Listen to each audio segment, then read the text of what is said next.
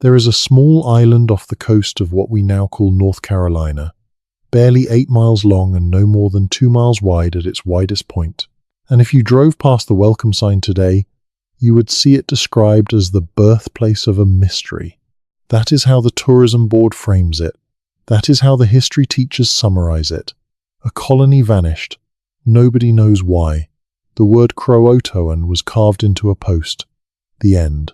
Move on to the next chapter, because the AP exam does not ask follow-up questions. But here is the thing about the way this story gets told in textbooks and documentary specials and school hallways.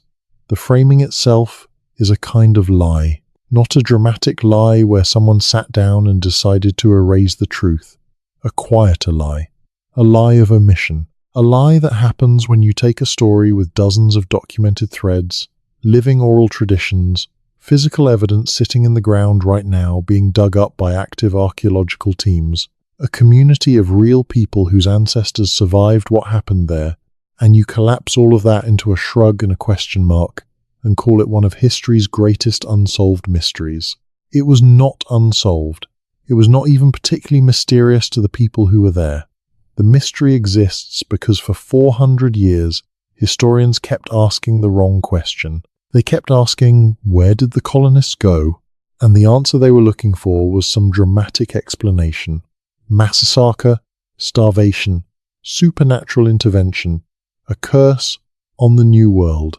What they were not willing to do, could not bring themselves to do, given when and where and by whom the history was being written, was to look at the most obvious answer of all, the one carved into the wood, the one recorded in the oral traditions of the people who lived on that land for generations before any Englishman ever set foot on it, the one sitting in the ground right now waiting for better equipment and more funding and more willingness to believe that Indigenous testimony is as valid as a footnote in a 16th century court document. The colonists did not vanish.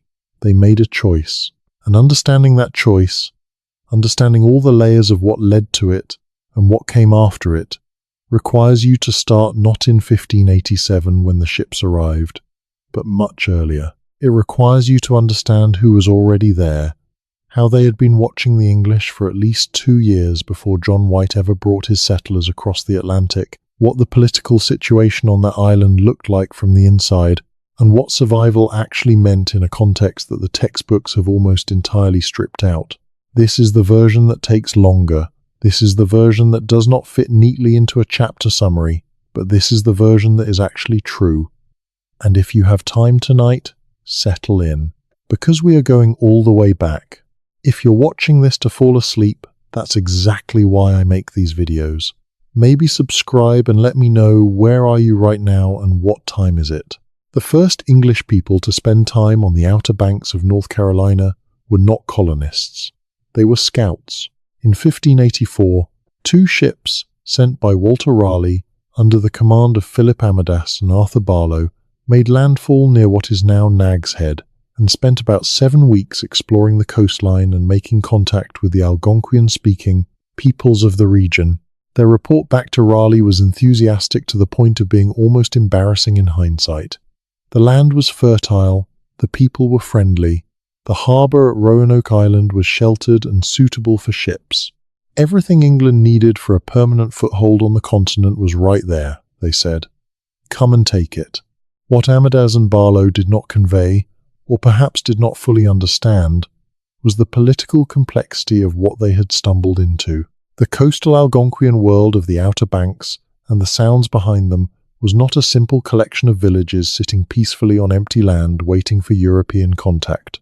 It was a sophisticated network of confederated communities with their own political alliances, their own territorial agreements, their own histories of conflict and cooperation, and their own very clear ideas about what trade meant, what a gift meant, and what the presence of strangers carrying iron weapons actually implied for the future. The people the English made first contact with were primarily the CROATOAN and the CROATOAN, with the Roanoke peoples also playing a central role. Above them all, in a more northerly position around what is now the Chesapeake Bay area and its approaches, sat the Powhatan Confederacy, an organized political structure that the English would come to understand much better a generation later when they settled Jamestown. But in 1584, the English were mapping the coastline, not the politics. They were counting deer and measuring inlets and writing optimistic letters home. What they did bring back, and this is important, were two men, two Algonquian men who agreed, or were persuaded, or were in some ambiguous middle space between agreeing and not having much choice, to sail to England with the expedition. Their names, rendered into something approximating English spelling, were Manteo and Wanchese. And the story of those two men, the difference between what happened to each of them, the different conclusions they drew from a year spent in London, tells you almost everything you need to know about why the Roanoke colony ended the way it did. Manteo was from the CROATOAN people. His mother was described in later accounts as a Weroansqua, a woman of leadership authority in her community. Wanchese was from the Roanoke people, the group whose territory included the island that would become the colony's site. These two men were not random villagers. They were individuals with social standing, which means they were sent or they chose to go, because the intelligence they could gather from a year in England was valuable. Their communities needed to know what they were dealing with, and in London they got a very good look. They met Elizabeth I, or at least were presented at court. They saw English cities.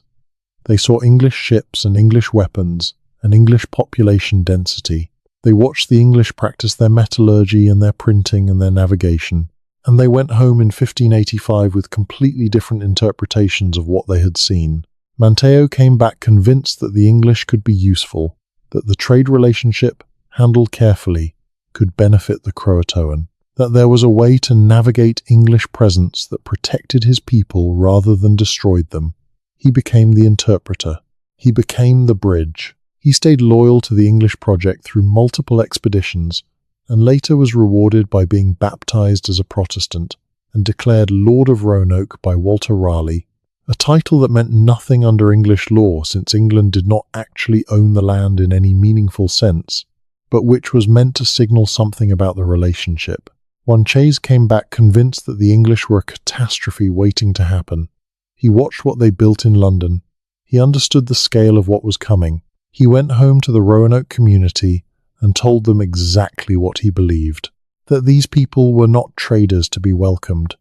They were colonizers to be resisted. He spent the following years working actively against the English presence on the island, and while the history books sometimes frame him as a troublemaker or an obstacle, what he was doing was executing the most rational foreign policy position available to him, given what he had personally observed. The first actual attempt at settlement came in 1585, when Raleigh sent a larger expedition under Richard Grenville. About 100 men established a small fort on Roanoke Island. Ralph Lane was appointed governor of this military outpost, and almost immediately, everything started going wrong in the ways that Wanchese had predicted. The English did not know how to feed themselves from the land. They had brought supplies, but those supplies were finite, and the growing season on Roanoke Island required knowledge the colonists did not have. They began demanding food from the surrounding communities. They treated the Algonquian people not as the sovereign inhabitants of a sovereign land, but as subordinates, who were expected to provision the English enterprise. When a silver cup went missing from the English camp, Ralph Lane ordered the burning of the entire Algonquian village of Aquascogoc. A whole village burned because of a cup. That is the context. That is the political situation that Wanchese was trying to warn his people about. Not a philosophical disagreement about sovereignty, an actual burned village. And Lane kept going. As relations deteriorated through the winter and into 1586, Lane hatched a plan to preemptively attack the Roanoke leader Wingina before Wingina could organize a response to English aggression. Lane invited Wingina and several of his advisors to a meeting under false pretenses and killed them. He took Wingina's head. Then, with the colony in open conflict with the surrounding indigenous population, Sir Francis Drake happened to stop by on his way back from raiding Spanish settlements in the Caribbean. He offered to take the colonists home. Lane accepted. The first Roanoke colony abandoned the island in June 1586, leaving behind a handful of men to hold the fort. Men who were never heard from again. Grenville arrived shortly after Drake left, found the island abandoned, left 15 men as a garrison, and sailed back to England. Raleigh regrouped. He had spent a great deal of money on this project and he was not ready to give it up. He rethought the strategy. The military outpost model had failed. What he needed, he decided, was a proper civilian colony. Families, people with actual skin in the game. People who would build homes and plant crops and develop the skills needed to survive indefinitely. He appointed John White as governor. He recruited 117 men, women, and children, including White's own daughter, Eleanor, who was pregnant when she boarded the ship. They arrived in July 1587. They found that the garrison of 15 men had been killed, or rather, one skeleton was found. The others had simply disappeared. The fort was overgrown. The buildings were standing but had clearly been abandoned under duress. The houses were full of melons and deer feeding in what had been the gardens. There was no one left to greet them. John White's instructions from Raleigh had actually been to stop at Roanoke only briefly and then continue north to settle in the Chesapeake Bay area, which had better harbour access and was considered more strategically valuable. But the ship's pilot, Simon Fernandez, refused to take them further. Historians still debate Fernandez's motives. Some think he was simply eager to get to the Caribbean for privateering season. Some think there were deliberate sabotage elements connected to competing political factions in England. Whatever the reason, the colonists were dropped at Roanoke Island and told to make do. They were making do in a place where the previous English inhabitants had recently committed murder and burned a village. The surrounding communities were not welcoming. When one colonist, George Howe, wandered away from the settlement to Crab in the Sound, he was shot through with 16 arrows and found dead. The political situation was exactly as bad as Wanchese had always said it would be. White did manage to re-establish contact with the CROATOAN through Manteo, who had sailed back to England with the previous expedition and returned again with the 1,587 group. White travelled to CROATOAN Island, which is now Hatteras Island, and met with the leadership there. The CROATOAN community was willing to negotiate. They wanted their villages and people identified so that the English would not attack them by mistake, which tells you everything about the context. They needed the English to be able to distinguish them from the other Algonquian communities that were actively hostile to the settlement. They asked White to bring their concerns to the Wingina successor leadership of the Roanoke area and try to arrange a peace. White tried. He organized a night raid to attack what he thought was a hostile Roanoke camp. He attacked a CROATOAN camp instead. By accident, or because his intelligence was outdated, he attacked the very people who were trying to help him. Several CROATOAN were wounded before the error was discovered. The alliance nearly collapsed right there. Eleanor White Dare gave birth to Virginia Dare on the 18th of August, 1587. Virginia Dare was the first English child born in the Americas. She was 11 days old when her grandfather John White boarded a ship and sailed back to England to get supplies. He planned to return within a few months. He would not see his family again for 3 years. And when he did return, the colony was gone. The reason White took so long to return was not neglect or indifference. It was the Spanish Armada. England and Spain were at war in a way that consumed every available ship in the English fleet. Raleigh tried to send a resupply mission in 1588, but it was intercepted. The situation in England was so militarily precarious that no one could spare the resources to sail back to a small colony on the coast of an unpacified continent. White spent those 3 years in anguish, writing letters, petitioning anyone who would listen, trying to organize a rescue that kept getting delayed. He finally arrived at Roanoke Island on the 18th of August 1590, 3 years to the day after his granddaughter was born. He found the settlement abandoned. The palisade fence that the colonists had built was still standing. The houses were gone, but the site showed signs of an organized departure rather than a panicked flight. There were no graves, there were no bodies. There was no evidence of a battle. The heavy equipment, the iron bars and pieces of ordnance, had been buried, suggesting the colonists had intended to come back for it, or had taken what they needed and buried the rest for safekeeping. On the palisade fence, carved into a wooden post in capital letters, was the word CROATOAN. On a different post nearby, carved simply, were the letters CRO. White had given the colonists instructions before he left. If they needed to move, they were to carve their destination. If they had moved under duress, if they were in danger, they were to carve a cross above the name. There was no cross. The carving was clean and deliberate. The word was a destination. White tried to sail to CROATOAN Island, which was about 50 miles to the south. A storm came up and forced his ship off course. The crew decided to return to England. He never made another attempt to reach the colony. He died sometime around 1593, and we have one last letter from him, a sad and final document in which he says he has committed the relief of his people to the mercy of God and given up on organizing another search. And that, in most tellings, is where the story ends.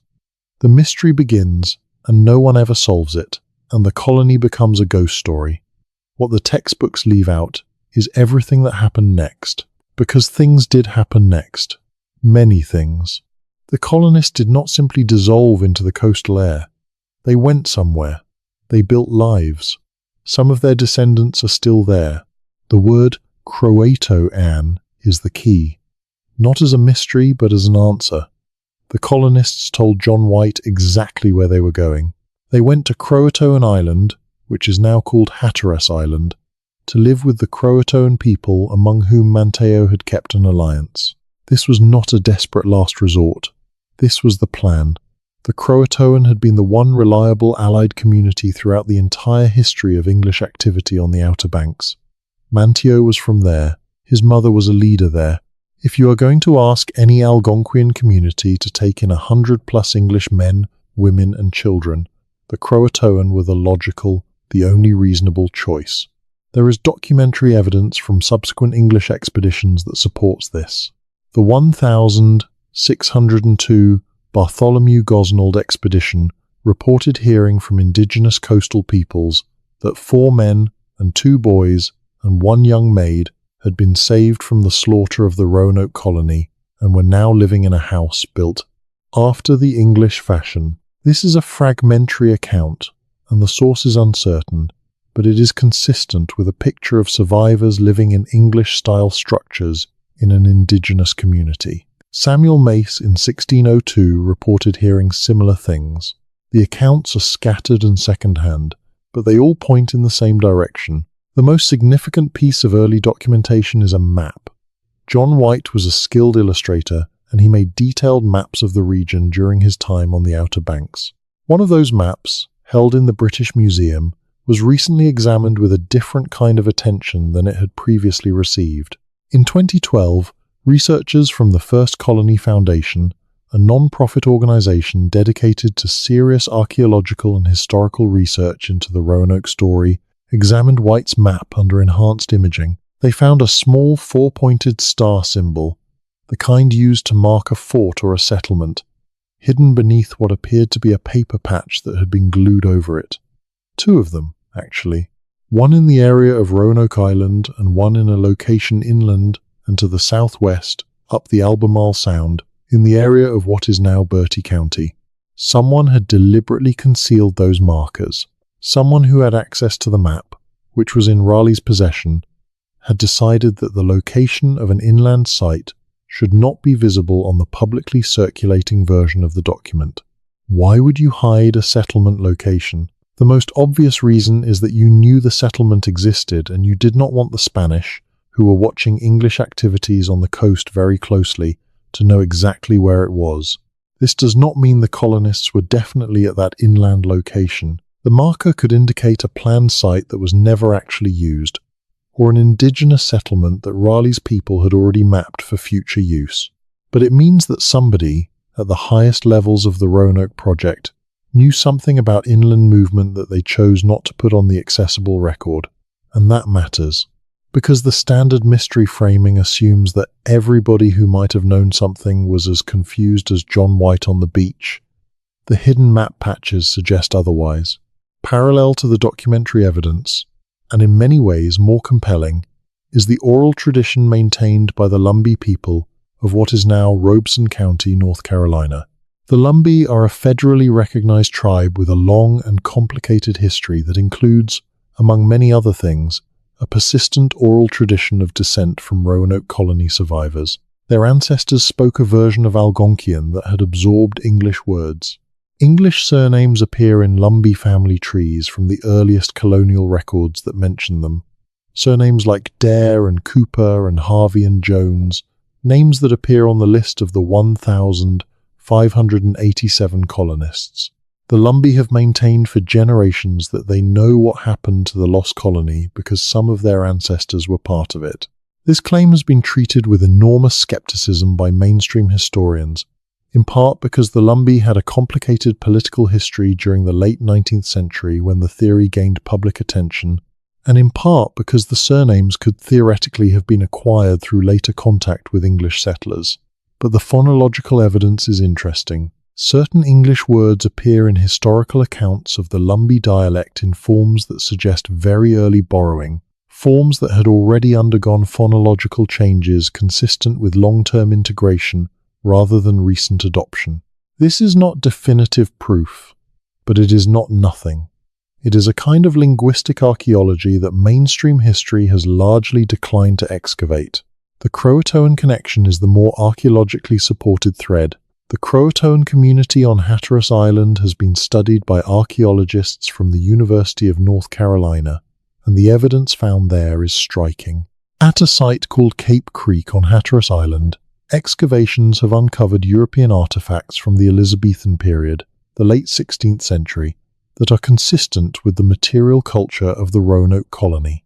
A signet ring, an English gun barrel, lead shot, a copper farthing. These are not the kind of objects that appear in an indigenous archaeological context through casual trade. These are everyday items, personal items, the kind of things that end up in the ground when the people carrying them settle down and start building a life in a place. The signet ring is particularly interesting. Ring wearing was a distinctive English practice that the Algonquian peoples of the coast did not share. A signet ring found in a context dated to the late 16th century at a CROATOAN site is almost certainly European in origin and almost certainly arrived there with a person rather than through exchange.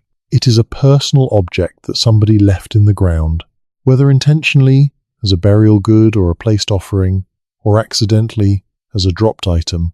It arrived there attached to a human presence. The copper farthing is significant in a different way. Copper was extraordinarily valuable to the Algonquian peoples of the coast. The trade networks for copper extended deep into the continental interior, and copper objects carried enormous social and political meaning. A copper coin from England is something that would have been prized, kept, shown to people. The fact that it ended up in the archaeological record at Hatteras Island rather than being passed along the trade network suggests that the person who had it was integrating into the CROATOAN community rather than trading with it. Archaeologists working at the site in the early 2020s found additional material, including worked iron and other metal objects in contexts that suggest sustained cohabitation rather than brief contact. The picture emerging from the ground is consistent with what the CROATOAN oral tradition has maintained and what the inscription on the palisade post suggested. English people came to Hatteras Island. They stayed. They became part of the community.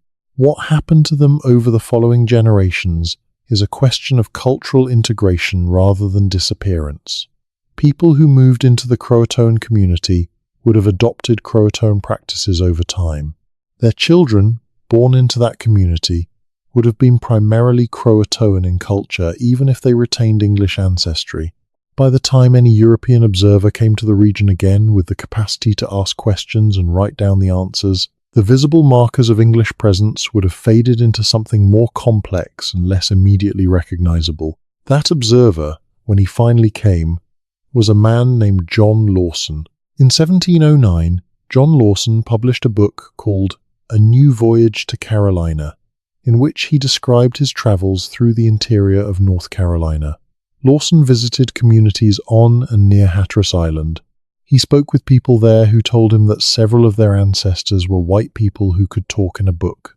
That phrase, talk in a book, almost certainly refers to literacy, the ability to read.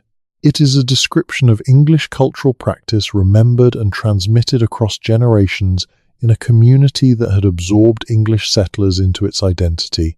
The Hatteras people Lawson spoke with told him that the grey-eyed members of their community were descended from Europeans who had lived with them long ago. Grey eyes. The phrase sounds almost too convenient, too perfectly chosen to suggest European genetic admixture. But Lawson recorded it without any apparent agenda related to the Lost Colony specifically. He was describing what he observed and what people told him. The connection to Roanoke is an inference, but it is a reasonable one. There were not many European populations living on the Carolina coast in the century between 1590 and 1709 that could have contributed ancestors to a Hatteras Island community and then disappeared from the historical record. The Roanoke colony is the obvious candidate. None of this is in the textbooks. The textbook version stops at John White standing on an empty beach in 1590. It treats what happened next as unknowable, but what happened next is demonstrably knowable through archaeological evidence, through documentary records, through linguistic analysis, through the oral traditions of communities whose testimony has for centuries been dismissed as insufficiently credible. The mystery persists not because the evidence is absent, but because accepting the evidence requires accepting something that colonial era and post-colonial era historians found deeply uncomfortable. That the colonists survived not by maintaining their Englishness in isolation, but by becoming part of an indigenous community. That the outcome of the Roanoke story is not tragedy, but integration. That the people who walked off that island into CROATOAN country were not lost. They were found. To understand why that conclusion was so difficult for European history to absorb, you have to understand the broader context of how North American settlement history was constructed. European colonial narratives needed the indigenous peoples of the Americas to be either savage obstacles or vanishing presences. The idea that English settlers, English children, English women who had crossed the Atlantic to plant the flag of Protestant civilization in the New World had chosen to live as members of an Algonquian community rather than be rescued, that they perhaps preferred it, that their children had grown up speaking Algonquian as a first language and thinking of themselves as CROATOAN rather than English. That was not a story the narrative could accommodate, so the story became a mystery instead. The mystery framing also served another function. It kept the Roanoke story quarantined from questions it would otherwise invite. If the colonists integrated with the CROATOAN, what does that say about the claim that European civilization was inherently superior to indigenous ways of life? If English men and women chose to live as Algonquian people when given the option, what does that do to the justification for the displacement of those people? The mystery is safer. The mystery is nothing gets out and nothing uncomfortable gets in. But the archaeology does not care about the narrative. The archaeology just keeps finding things. And what it keeps finding, at Hatteras Island and at sites along the Albemarle Sound and in the broader region of the Carolina Sounds, is consistent with what the oral traditions have always said. People mixed. People stayed. The story did not end on a beach in 1590. It continued, and it is continuing, in the living communities that trace their ancestry to those events. Before we move further into the documentary record and the archaeological threads that have only recently begun to be followed seriously, it is worth pausing to look at the political situation in England that shaped every decision John White made and every decision that was made for him. Because the Roanoke colony did not exist in isolation, it existed inside a web of competing interests, state politics, privateering economics, and the very specific geopolitical reality of England in the 1580s. And understanding that context explains a great deal about why the colony was established where it was, why it was abandoned when it was, and why the recovery effort failed so completely. Walter Raleigh was not a philanthropist. He was a courtier, a privateer, and a speculator. His charter from the Crown gave him the right to establish a colony in any part of North America not already claimed by a Christian monarch, which in practice meant anywhere not already controlled by Spain. Spain controlled Florida, Spain was patrolling the Caribbean. The Outer Banks of North Carolina were technically within Spanish-claimed territory, since Spain claimed the entire eastern seaboard, but they were far enough from the Spanish base of operations in St. Augustine, Florida, that Raleigh calculated he could establish a presence before Spain could respond effectively. He was correct about that calculation, but barely. The Spanish were watching. From at least 1587 onward, Spanish intelligence reports tracked the English colonial effort on the Carolina coast. There are documents in the Spanish colonial archives that describe the English settlement at Roanoke Island and express alarm about it. The Spanish considered sending an expedition to destroy the colony before it could establish itself. They did not, ultimately, because the Armada crisis of 1588 consumed their attention and resources. But the threat was real, and Raleigh knew it was real. This is part of why the hidden map patches matter. If Raleigh knew that Spanish spies had access to English documents, and he did know this, then concealing the location of an inland settlement on a circulating map was exactly the kind of operational security measure he would have taken. The colonists may have had instructions to move inland that were not committed to any document that could fall into Spanish hands. The word CROATOAN on the palisade may have been not just a destination but a waypoint, a first stop on a planned movement into the interior where Spanish naval surveillance could not easily reach them.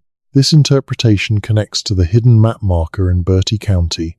If the colonists moved first to CROATOAN Island, established themselves there, and then moved further inland to the area near the Albemarle Sound that the hidden map marker indicates, they were following a retreat route that was both politically rational and physically achievable.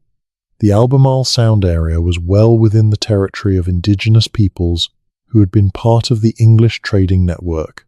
The copper trade that had already connected the Carolina coast to the continental interior ran through exactly this region. There were people there who knew the English, or knew of them, and who had reasons of their own to establish relationships with them. The move inland also makes sense from a pure survival perspective. Roanoke Island is not a good place to live if you are trying to be self-sufficient. It is a narrow barrier island. The soil is sandy and does not support intensive cultivation. Fresh water access is limited. The interior sounds and rivers that the colonists could reach from Hatteras Island and then from further inland offered far better conditions for establishing a permanent community. Wild game, fish, fresh water, arable land, access to the copper trade routes that ran toward the Piedmont, all of this was more accessible from an inland position on the Albemarle Sound than it was from Roanoke Island. The Roanoke colony failure, viewed from this angle, looks less like a disaster and more like a strategic retreat followed by successful integration. The disaster, such as it was, happened earlier, in 1585 and 1586, when Ralph Lane's military approach burned the possibilities and killed the leadership. The 1,587 civilian colony was trying to recover from that. And in some ways, it succeeded, just not in the way Raleigh had imagined, and not in a form that English history was willing to acknowledge. The people who built that colony were not aristocrats. They were working people, craftspeople, a few people with some education, many people with practical skills. John White himself was an artist, a skilled illustrator whose watercolors of the coastal Algonquian people and their villages remain among the most extraordinary documents of Native American life from the 16th century. The colonists he brought included a brick mason, a surgeon, a minister, people who had been recruited to build something permanent. They were serious people who had made a serious commitment to a difficult project. Their decision to integrate with the CROATOAN, if that is what they chose, was not an act of defeat. It was an act of pragmatism. They had survived their first winter. They had negotiated a relationship with the one indigenous community that was willing to deal with them. They understood, better than anyone in England did, that the resupply was not coming on time. They understood what the carved message needed to say. They executed the plan, and then they got on with the business of staying alive. Virginia Dare, the first English child born in the Americas, would have been walking and talking before her grandfather returned to an empty island. She was old enough by 1590 to have had experiences, relationships, memories in the CROATOAN community. If she survived, and we have no evidence that she did not, she would have grown up bilingual at minimum, English from her parents and CROATOAN from the people around her. Her children, if she had them, might have been trilingual, carrying both languages and then picking up another. By the time John Lawson came to Hatteras Island and heard about the grey-eyed ancestors who could talk in a book, Virginia Dare could have been a great-grandmother. That is not a mystery, that is a life. A real life, lived by a real person in a real community, in the kind of conditions that required exactly the kind of adaptability and resourcefulness that the colonists demonstrably had. The mystery framing erases that life. It erases all their lives. It turns 117 people who made choices and faced consequences and built something, even if that something was not what Walter Raleigh had in mind, into a question mark, into a ghost story, into a tourism pitch. The Dare Stones are where the story gets complicated in a different direction, and they need to be addressed because they are part of how the Roanoke story has been discussed and disputed for decades. Between 1937 and 1940, a series of stones carved with inscriptions purporting to be messages from Eleanor White Dare about the fate of the colony began appearing across the American Southeast. The first stone was brought to Emory University by a California man who claimed to have found it near the Chowan River in North Carolina. The inscription on it, written in Elizabethan-style English, described the deaths of many of the colonists from illness, the death of Ananias Dare and Virginia Dare, and Eleanor's grief. Subsequent stones, eventually numbering close to 50, traced a journey from the North Carolina coast westward through South Carolina and Georgia. University historians and linguists initially declared the first stone possibly authentic. Then, more stones appeared, with increasingly elaborate and melodramatic inscriptions, and the whole sequence began to look like an elaborate hoax. By 1940, the consensus among most scholars was fraud, and the Dare Stones were largely dismissed from serious discussion. The problem is that not everyone who has looked at the Dare Stones in detail is convinced that all of them are fraudulent, including the first one. The question of whether the first stone is a forgery is separate from the question of whether the subsequent stones are, and several researchers have argued that the first stone shows characteristics inconsistent with a 1930s forgery, including weathering patterns and a form of Elizabethan spelling that would have been difficult for a non-specialist to reproduce accurately. The hoax narrative gained traction because it became a useful way to close off an inconvenient line of inquiry. It may well be correct, but the first stone has never been definitively proven false, and several geologists and historians have continued to treat it as an open question. Whatever the status of the Dare Stones, they function in the broader story as a kind of Rorschach test.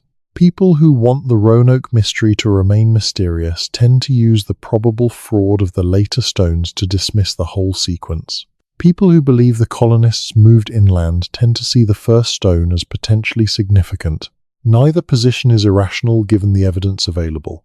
What is clear is that the Dare Stones, whether authentic or not, reflect a cultural need to have Eleanor White Dare's story told, to give the first European baby born in America a story that ends with dignity rather than disappearing into a historical gap. What the Dare Stones critics sometimes fail to acknowledge is that even if every single stone is a fraud, the underlying theory they were constructed to support, namely that the colonists moved inland, and some of them eventually reached the region of the Carolinas that later documents locate them in, is supported by other evidence entirely.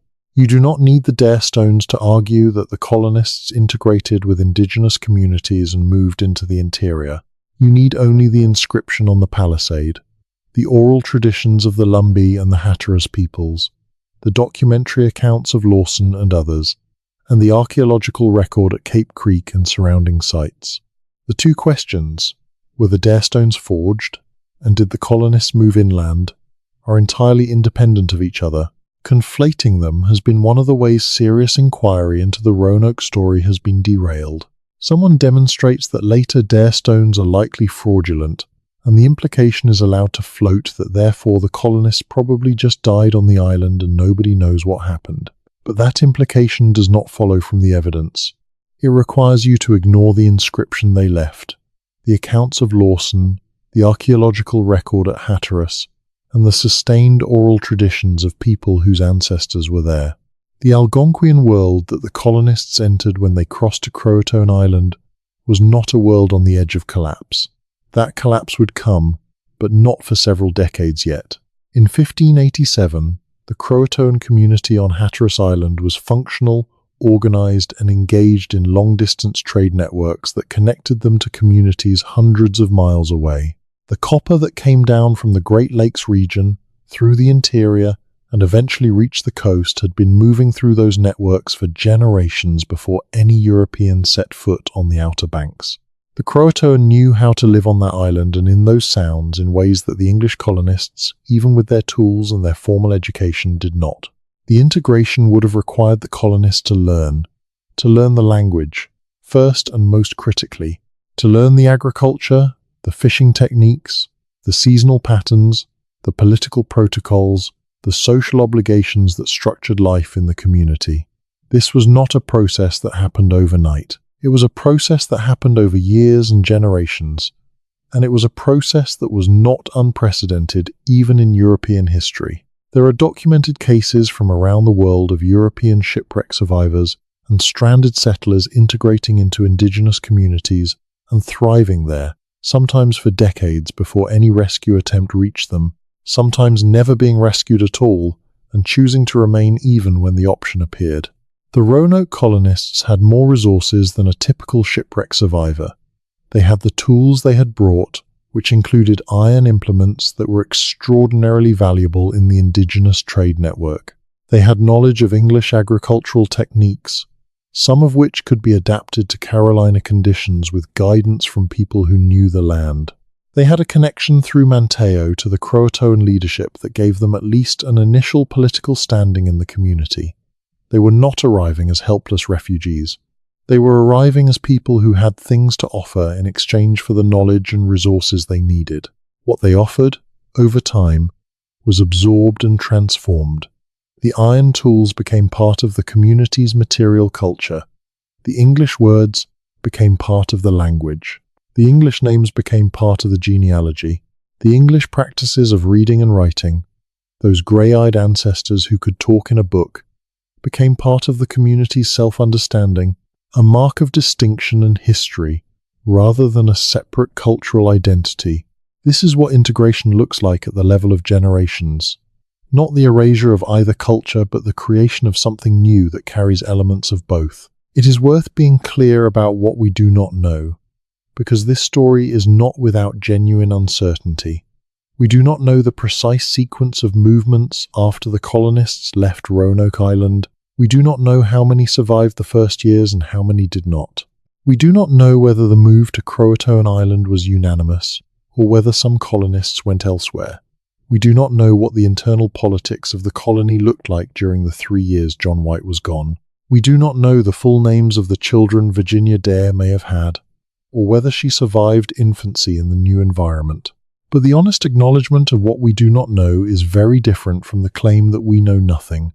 And the claim that we know nothing, the mystery framing, serves specific interests. It serves the interest of a tourism economy built on the Lost Colony story. It serves the interest of a historical narrative that prefers European settlement of North America to look like a one-directional process. Europeans arriving, indigenous people yielding or vanishing, rather than the messy, multi-directional, deeply human process that it actually was. It serves the interest of not having to grapple with what it means that the first English people born in America grew up as members of an Algonquian community. The real history of Roanoke is not simpler than the mystery. It is more complicated, but it is more honest. And it points toward things that matter for how we understand the history of this continent and the people who have always lived on it. Let us go deeper into the archaeological record, because that is where the story is being actively recovered right now. Not from libraries, though the libraries have material, from the ground.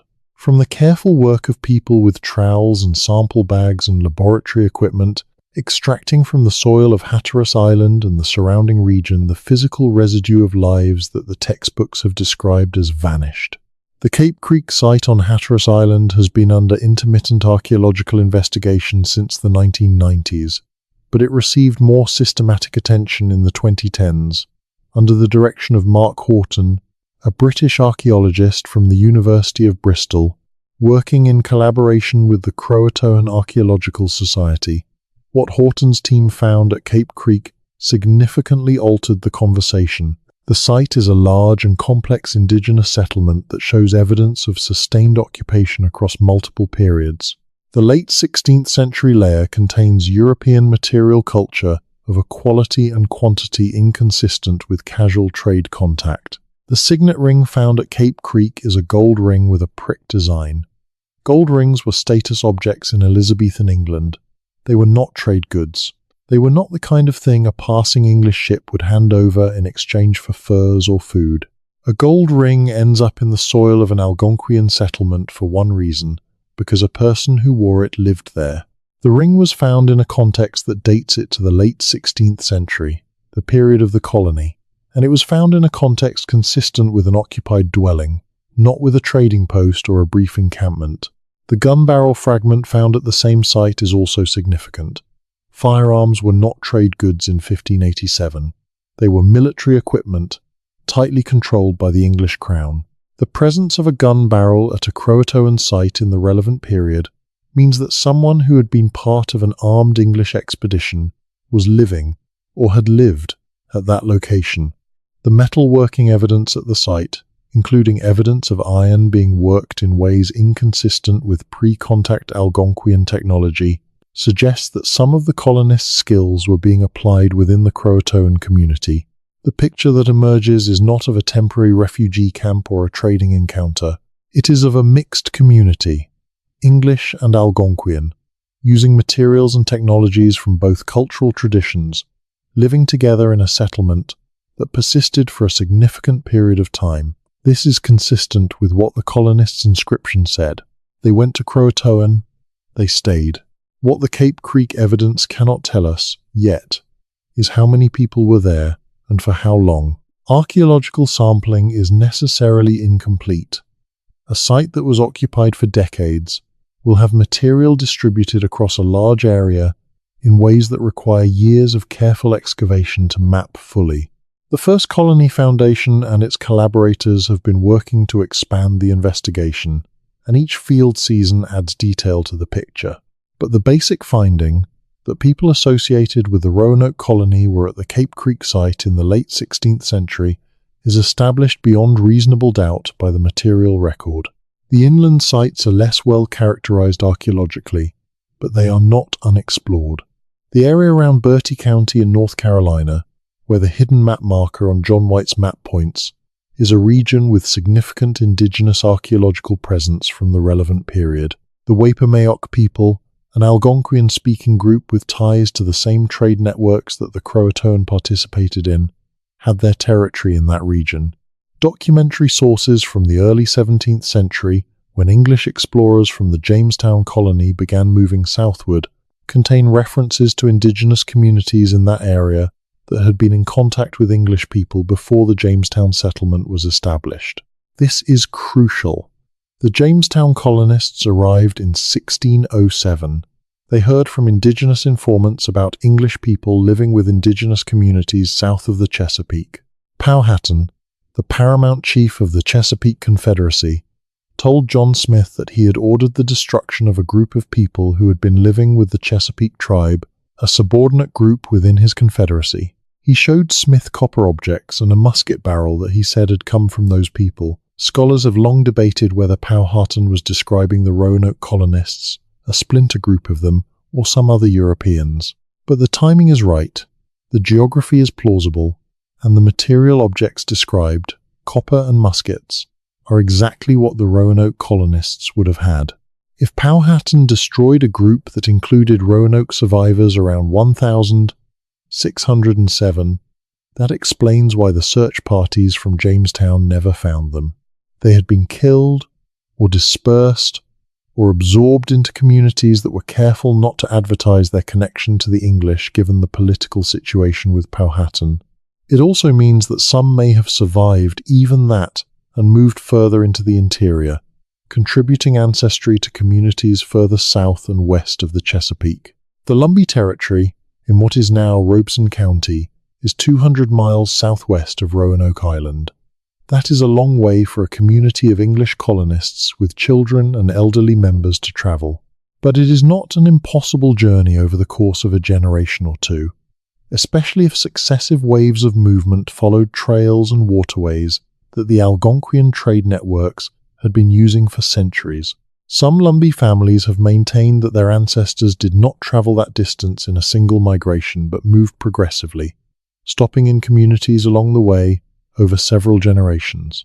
The surname evidence in the Lumbee community is striking and has never been adequately explained by skeptics of the Roanoke connection. Names like Dare, Harvey, Cooper, Sampson, Sutton, and others that appear on the 1,587 colonist list appear in early colonial records of the Lumbee community in forms that suggest long-term use rather than recent adoption. A newly adopted English surname in the colonial period tends to appear with its full English spelling. Surnames that have been carried in a community for several generations tend to show the kind of phonological drift and spelling variation that occurs when a name is transmitted orally across generations in a language environment different from the one it originated in. The Lumbee surnames associated with the Roanoke list show that kind of drift. The DNA question is more complicated. Several DNA research projects have attempted to establish genetic connections between the Lumbee and known descendants of the 1,587 colonists, and the results have been mixed, which is exactly what you would expect from a centuries-old admixture event in a community that has also had contact with many other genetic populations in the intervening time. The signal of any particular ancestry event becomes diluted with each passing generation as a population mixes with others. Looking for a specific genetic signature from 1,587 in a 21st century population is an extraordinarily difficult analytical challenge. The absence of a clear signal does not mean the connection did not happen. It means the connection happened long enough ago that statistical methods have difficulty isolating it from subsequent admixture events. The First Colony Foundation's DNA project has found some suggestive evidence, but nothing conclusive. What is needed is more samples from both sides of the comparison, more Lumbee participants, and more confirmed descendants of the 1,587 colonists, as well as more sophisticated analytical methods for detecting low-level ancient admixture. This is the frontier of the research, and it is genuinely open. The DNA evidence has not ruled out the Lumbee connection. It has not confirmed it either. It is a question still being worked on by people with actual expertise in population genetics and ancient DNA. What the genetic evidence has confirmed robustly is that the Lumbee are not a recent admixture population in the sense that some early colonial observers and some hostile later commentators claimed. The Lumbee have deep indigenous ancestry. They are not people who were mistaken for indigenous, or who adopted an indigenous identity for political purposes. Lenini finances, they are an indigenous people with a complex ancestry that includes, in the community's own well-maintained oral tradition, connections to both Algonquian-speaking coastal peoples and to the English colonists of the late 16th century. That tradition deserves to be taken seriously as evidence. Oral traditions are not myths. They are memory systems. The Lumbee remember what happened to their ancestors. Historians should listen. The Spanish dimension of the Roanoke story is one that almost no American history textbook covers at all, and it is genuinely significant. Spain did not simply ignore the English colonial effort on the Carolina coast. Spain treated it as a military and geopolitical threat and gathered intelligence on it systematically. Spanish agents in London reported on Raleigh's preparations. Spanish ships patrolled the Florida coast and the southern approaches to the Outer Banks. Spanish intelligence documents from 1588 and 1589 discuss the English colony at Roanoke Island and debate what, if anything, to do about it. One of the most interesting of those documents describes a Spanish expedition that was sent north from St. Augustine in 1588 to find and assess the English colony. The expedition reportedly sailed along the Carolina coast, made contact with indigenous informants, and concluded that the English settlement was no longer at its original location. The Spanish were told by the people they spoke with that the English had moved. This Spanish intelligence report, if accurate, places the departure of the colonists from Roanoke Island in 1588, 2 years before John White returned to find the empty settlement in 1590. It suggests that the colonists did not wait until they were desperate to leave. They left when the move made sense strategically, and they had been living with the CROATOAN for 2 years before anyone came to look for them. The Spanish source is a second-hand account filtered through translation and political context, and it needs to be read carefully. But it is consistent with other evidence, and it adds a dimension to the story that the textbook version ignores entirely. The Roanoke colony did not exist in a vacuum. It existed in a geopolitical world where Spain and England were actively competing for control of the Atlantic seaboard, where Spanish ships were present in the waters near the colony, and where the colonists had very good reasons to make themselves difficult to find. Their movement was not just about finding food and safety. It was about not being discovered by the wrong people. The copper trade that ran through the region also deserves more attention than it usually gets. Copper was the most politically charged commodity in the indigenous world of the Carolina coast in the 16th century. Control of copper access was a significant source of political power for the communities that had it. The Roanoke region was a key node in the trade network that moved copper from the Great Lakes and the Appalachian copper sources southward and eastward to the coast. The communities around Roanoke Island and the Albemarle Sound were not peripheral communities. They were central participants in a trade system that connected them to peoples hundreds of miles away. This means that when the English colonists arrived with iron tools, which could be exchanged for copper, which was then traded inland, they were entering into an existing economic system with established rules and relationships. The political dynamics of that system shaped how different indigenous communities responded to English presence. Communities that were already trading with the Roanoke area peoples had reason to be interested in what the English brought.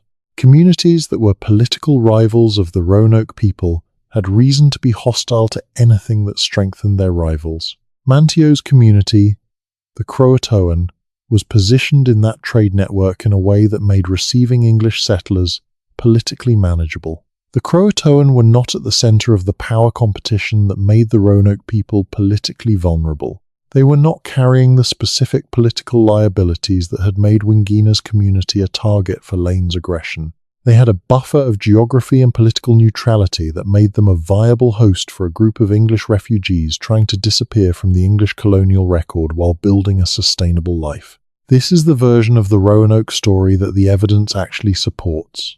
Not a mystery, not a disappearance. A strategic withdrawal, followed by a successful integration, followed by centuries of that integration being denied, ignored, or misrepresented because it was politically inconvenient for the narrative of European settlement that American history education has traditionally wanted to tell. The people who carved CROATOAN into that post and then walked away from Roanoke Island made one of the most consequential choices in early American history. They chose survival over identity. They chose the living community that was willing to have them over the English colonial project that had left them behind. And their descendants, if they survived as many of the indicators suggest they did, are still in the Carolinas, in the communities that remember them, in the DNA of people who have been asking for 400 years why the history books keep describing their ancestors as lost. There is a moment in the study of suppressed history when the weight of accumulated evidence shifts, when it becomes impossible to maintain the official version not because you are a conspiracy theorist looking for hidden truth, but because you have read enough primary sources and enough archaeological reports and enough careful scholarship to understand that the official version is not a measured assessment of uncertain evidence. It is a choice about which evidence to weight heavily, which testimony to trust, which communities to take seriously, which stories to allow into the category of history as opposed to legend. And the Roanoke story, looked at honestly, is a case study in that choice being made badly for 400 years. Let us look more carefully at John White's own words, because the textbook version tends to simplify his account in ways that strip out crucial detail. White's narrative of his 1590 return to Roanoke Island is preserved in Richard Hakluyt's Principal Navigations, published in 1600, and it is a more complex document than the summary version suggests. White describes landing on the outer shore of the island at night, building a fire and blowing his trumpet, playing English tunes, and calling out in case any of the settlers were nearby. Nobody answered. He describes finding, the next morning, the word CROATOAN carved into a post, and the letters CROW carved into a tree at the entrance to the old settlement. He notes that he was relieved by this discovery because it meant the settlers had followed the plan he had left with them. The presence of a cross above the name would have indicated duress. There was no cross. He then describes a significant detail that the simplified version almost always leaves out. The palisade surrounding the old settlement had been strengthened. The tree trunks forming the fence were larger and more robust than they had been when he left. This is not the signature of a community in collapse. This is the signature of a community that had improved its infrastructure. The colonists, at some point before they left, had reinforced their perimeter, they had added defensive capability, and then they had left in an orderly fashion, burying their heavy equipment and carving a clear message on the post. White also describes finding chests and boxes, his own among them, that had been dug up from where they were buried and then scattered and broken open. Some of his own books, maps, and pictures had been torn and spoiled with rain. His armor was rusted completely through. This tells us that the site had been visited and disturbed, probably more than once, after the colonists left. It also tells us that whoever visited the site was looking for specific things. The chests were opened and their contents examined. The colonists' abandoned property had been investigated by people who knew what they were looking for. Who those investigators were is unknown. They could have been Roanoke area Algonquians collecting materials left behind. They could have been members of the CROATOAN community returning to check on the site. They could have been Spanish scouts conducting intelligence gathering. They could have been members of some of the other ships in White's own fleet that put in at the island before he did. White describes his fleet anchoring off the island and at least some of the crew going ashore at various points. The disturbed chests might simply reflect earlier members of White's own expedition looting the site before he got a chance to look at it properly. What White does not describe is evidence of violence. There are no bodies, there are no weapons, no blood, no burned structures, no graves. Every indicator that a battlefield or a massacre site would show is absent. The site shows departure, not destruction. Whoever left Roanoke Island left with time to prepare, with the intention of communicating their destination, and without being pursued violently to the point of death. The accounts that the colonists were massacred, which circulated in England for years after the settlement was abandoned, were based on speculation and indigenous testimony that was often filtered through unreliable interpreters and politically motivated informants. The Powhatan account to John Smith, in which Powhatan claims to have ordered the killing of people living with the Chesapeake tribe in 1607, has been interpreted as a confession of murdering Roanoke survivors, but the interpretation is not straightforward. Powhatan had reasons to present himself to Smith as powerful and as someone who controlled what happened in his territory. He also had reasons to minimize the presence of any European community he had not sponsored. His statement to Smith reads as much as a territorial claim as a factual history. Ralph Haymore, writing about Virginia in 1615, repeated the claim that Powhatan had killed the Roanoke survivors.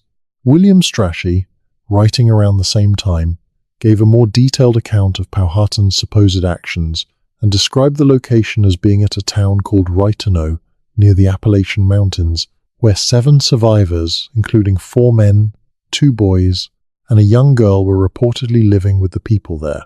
Strachey names copper tools and utensils as evidence that these people had been part of an English community.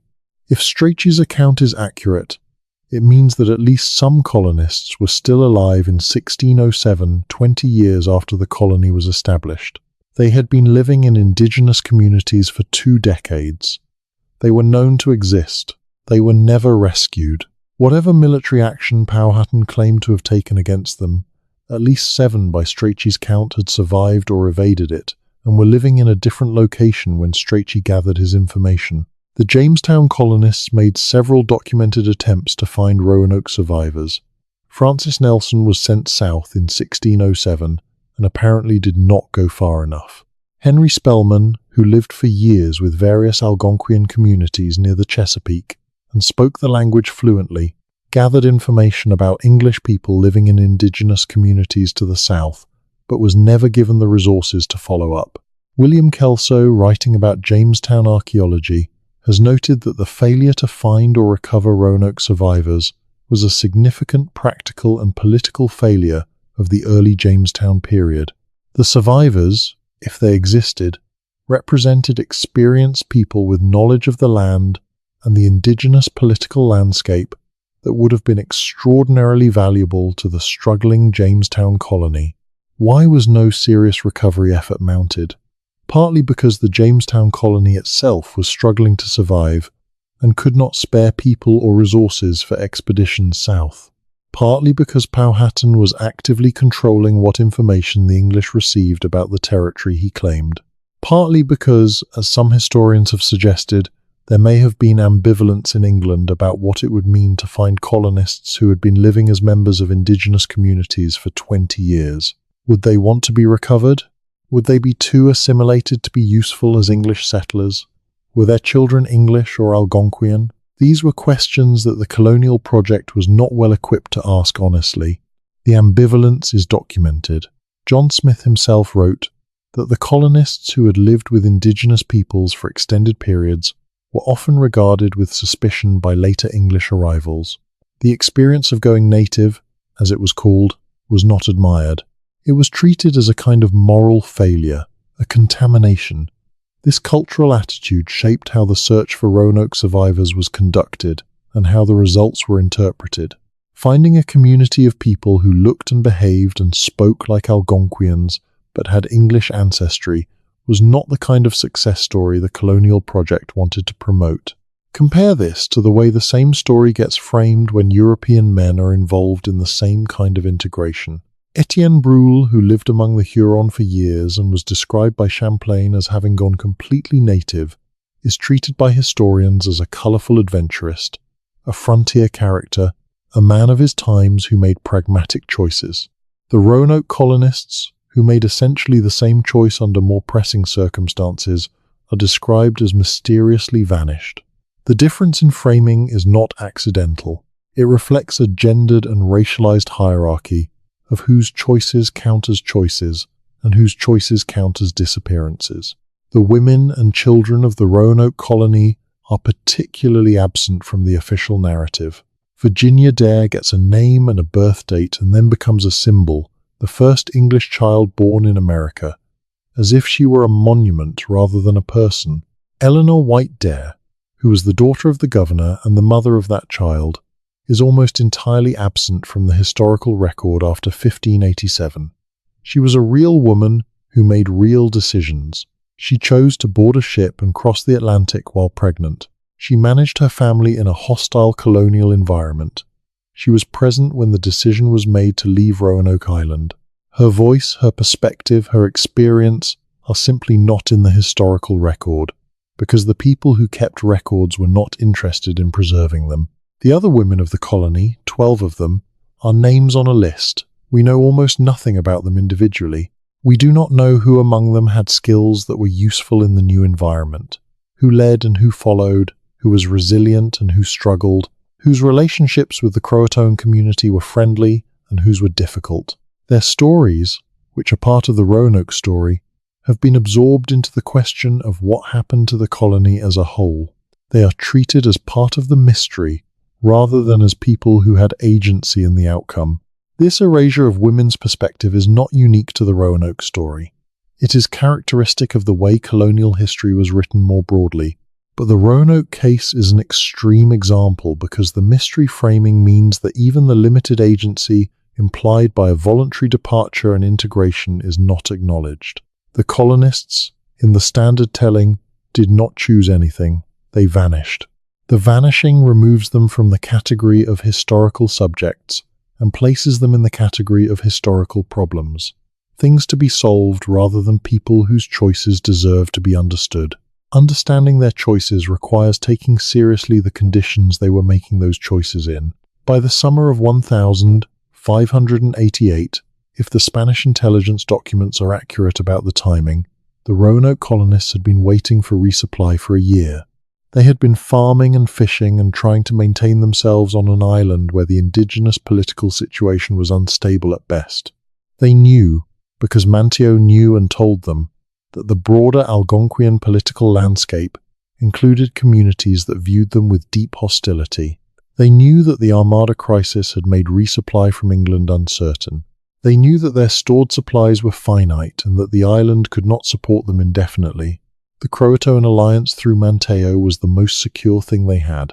The decision to move to CROATOAN Island was not a decision made in desperation at the last moment. It was a decision made by people who had been evaluating their options carefully for months and who had concluded that their best chance of survival lay in deepening their relationship with the one indigenous community that had consistently been willing to engage with them constructively. The carving on the post was not a farewell message. It was a routing indicator for a planned move. The question of how many went is one we cannot answer with certainty. The traditional assumption is that all 117 departed together, but there is no reason to assume this. Communities under pressure fragment. Different families make different assessments of the best course of action. Some individuals or family groups may have stayed on the island longer. Some may have gone to different destinations. The inscription says, CROATOAN. Not all 117 of us have gone to CROATOAN. It is a destination marker, not a census. The archaeological evidence at Cape Creek suggests a sustained presence of a sizable group, not just a few individuals who happen to carry European goods. The range of material found there, from personal items like the signet ring to practical items like the gun barrel to evidence of metalworking, suggests a community rather than a household. But the site has not been fully excavated, and what the full extent of European presence there looked like in the late 16th century is still being determined. One thing that is clear from the Cape Creek evidence is that the European presence at the site was integrated rather than segregated. The Elizabethan period material is found mixed with indigenous material in ways that suggest people were living together and using each other's tools and objects, rather than maintaining separate European and Algonquian domestic spaces within the settlement. This is what integration looks like archaeologically. Not a European village inside an indigenous town, a mixed settlement where the material culture reflects shared life. The question of religion is one that historical accounts sometimes raise and then quickly drop. The Roanoke colonists included a minister, and one of the early acts of the colony was the baptism of Manteo as a Protestant Christian, the first indigenous person in North America to receive the Protestant sacrament. What happened to the religious practice of the colonists after they moved to CROATOAN Island is unknown, but the broader question of how religious practice persists, transforms, or disappears in a context of cultural integration is a fascinating one that the mystery framing of the Roanoke story prevents from being asked. Communities in diaspora maintain religious practice as a marker of identity. The Roanoke colonists, moving into an Algonquian community, would have faced the question of how to maintain Protestant Christian practice in an environment without a church, without a minister after the minister died, without the communal structures that supported religious life in England. The most likely outcome is that practice simplified and eventually merged with or became indistinguishable from the spiritual practices of the community around it. This is what happens in every case of sustained cultural contact and integration. It is not a loss of identity. It is a transformation of identity, which is what all identities do over time. The transformed identity that emerged from the Roanoke integration is what the Lumbee people are, in part. It is what the people John Lawson spoke with on Hatteras Island were. It is not English and it is not Algonquian in the way that those terms were used in 1587. It is something that came after both, shaped by the encounter between them and by the generations that followed. The Lumbee do not claim to be English. They claim to be Lumbee, with an ancestry that includes both Algonquian-speaking coastal peoples and the English colonists of the late 16th century. This is a historically grounded claim that the evidence, taken seriously on its own terms, supports. The treatment of the Lumbee claim by mainstream historical scholarship is a case study in institutional bias. The claim has been treated as interesting but unverifiable, quaint but not serious, the kind of thing a community says about itself that does not quite rise to the level of documented history. But the standards being applied are not neutral. They are standards developed by and for a particular kind of academic history that has consistently treated Indigenous oral tradition as insufficiently credible compared to European documentary sources, even when the Indigenous oral tradition is older, more consistently maintained, and describes events that the European documentary record corroborates. Lawson's 1709 account is a European documentary source. It describes exactly what the Lumbee tradition describes. The Hatteras people told Lawson that their ancestors were white people who could read, and that some of their community had grey eyes that they attributed to European ancestry. Lawson's account is in print, in a book held by research libraries, cited by scholars across multiple fields. It is primary source evidence of the kind that historians are supposed to take seriously.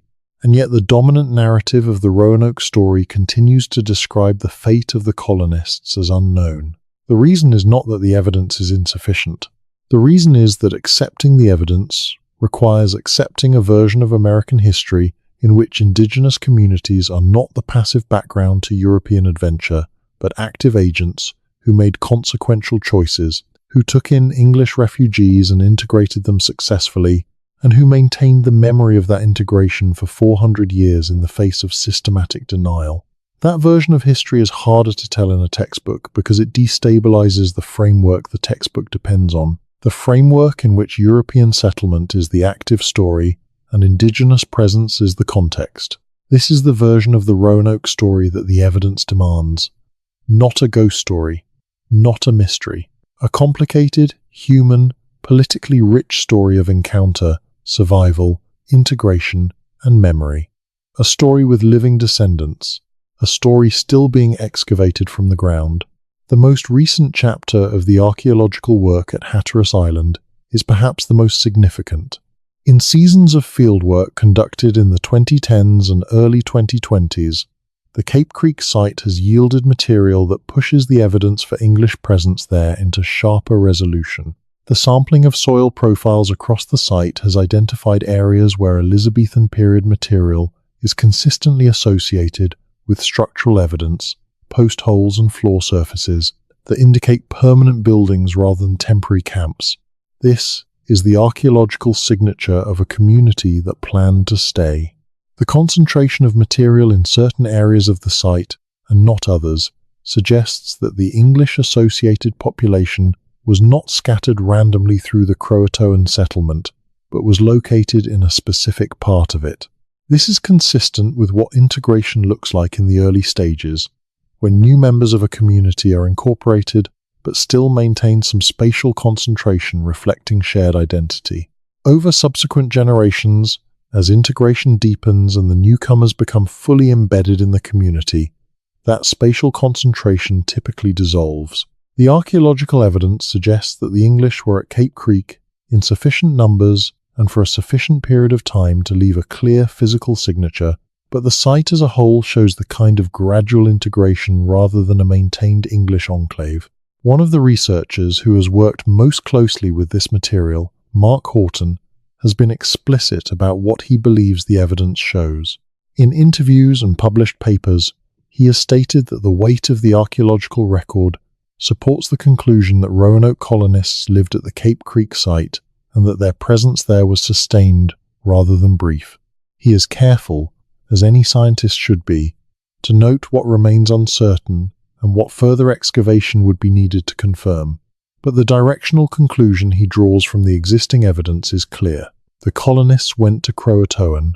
The evidence of their presence is in the ground. What is needed now is not more speculation about what might have happened.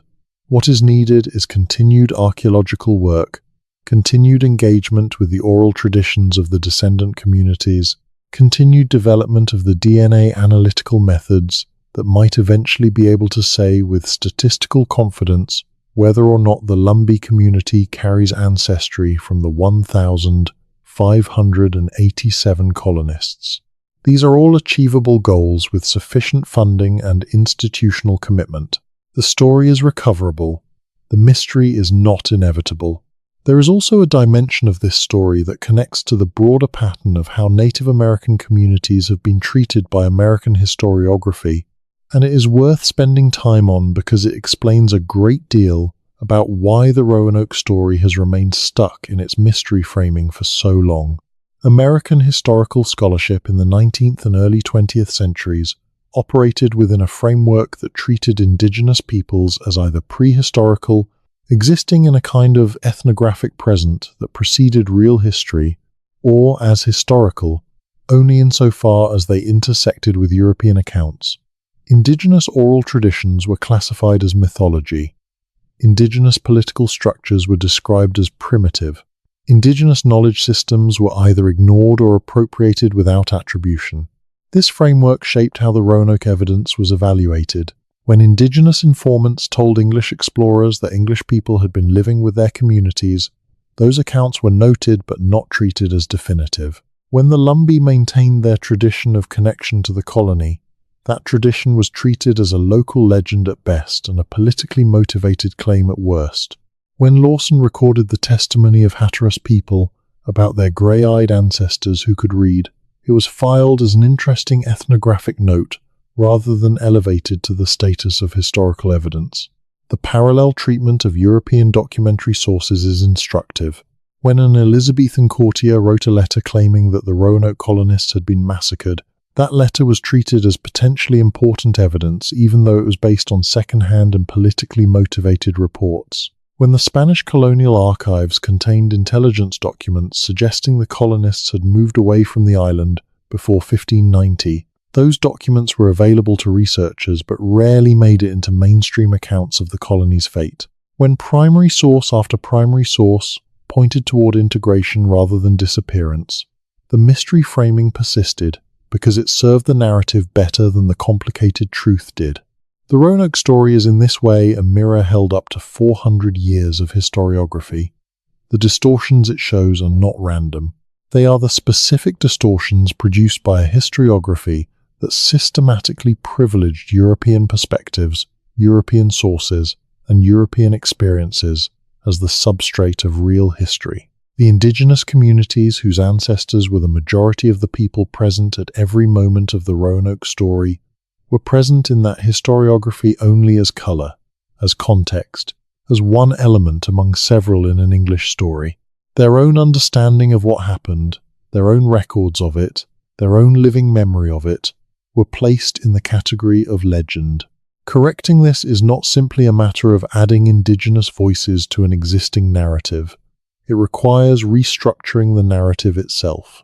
The question we need to ask is not what happened to the English colonists, but what happened at Roanoke Island and in the surrounding region between 1584 and the early 17th century. When you ask the question that way, the English colonists become one element in a story that also includes the political competition among the Algonquian communities of the coast, the trade networks that connected those communities to the continental interior, the Spanish surveillance of English activities, the role of Manteo as a political actor in his own right, the response of the CROATOAN community to the arrival of English refugees, and the subsequent integration of those refugees into a community that maintained the memory of them for 400 years.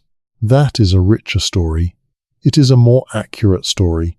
And it is, finally, slowly, beginning to be told in ways that serious historical scholarship can engage with, driven by the archaeological work at Cape Creek, by the growing engagement between academic researchers and the Lumbee and Hatteras communities, and by the development of better analytical tools for the kinds of evidence that the story rests on. The First Colony Foundation deserves recognition here, because they have done the most systematic work to actually follow the evidence wherever it leads rather than shoring up the traditional mystery framing.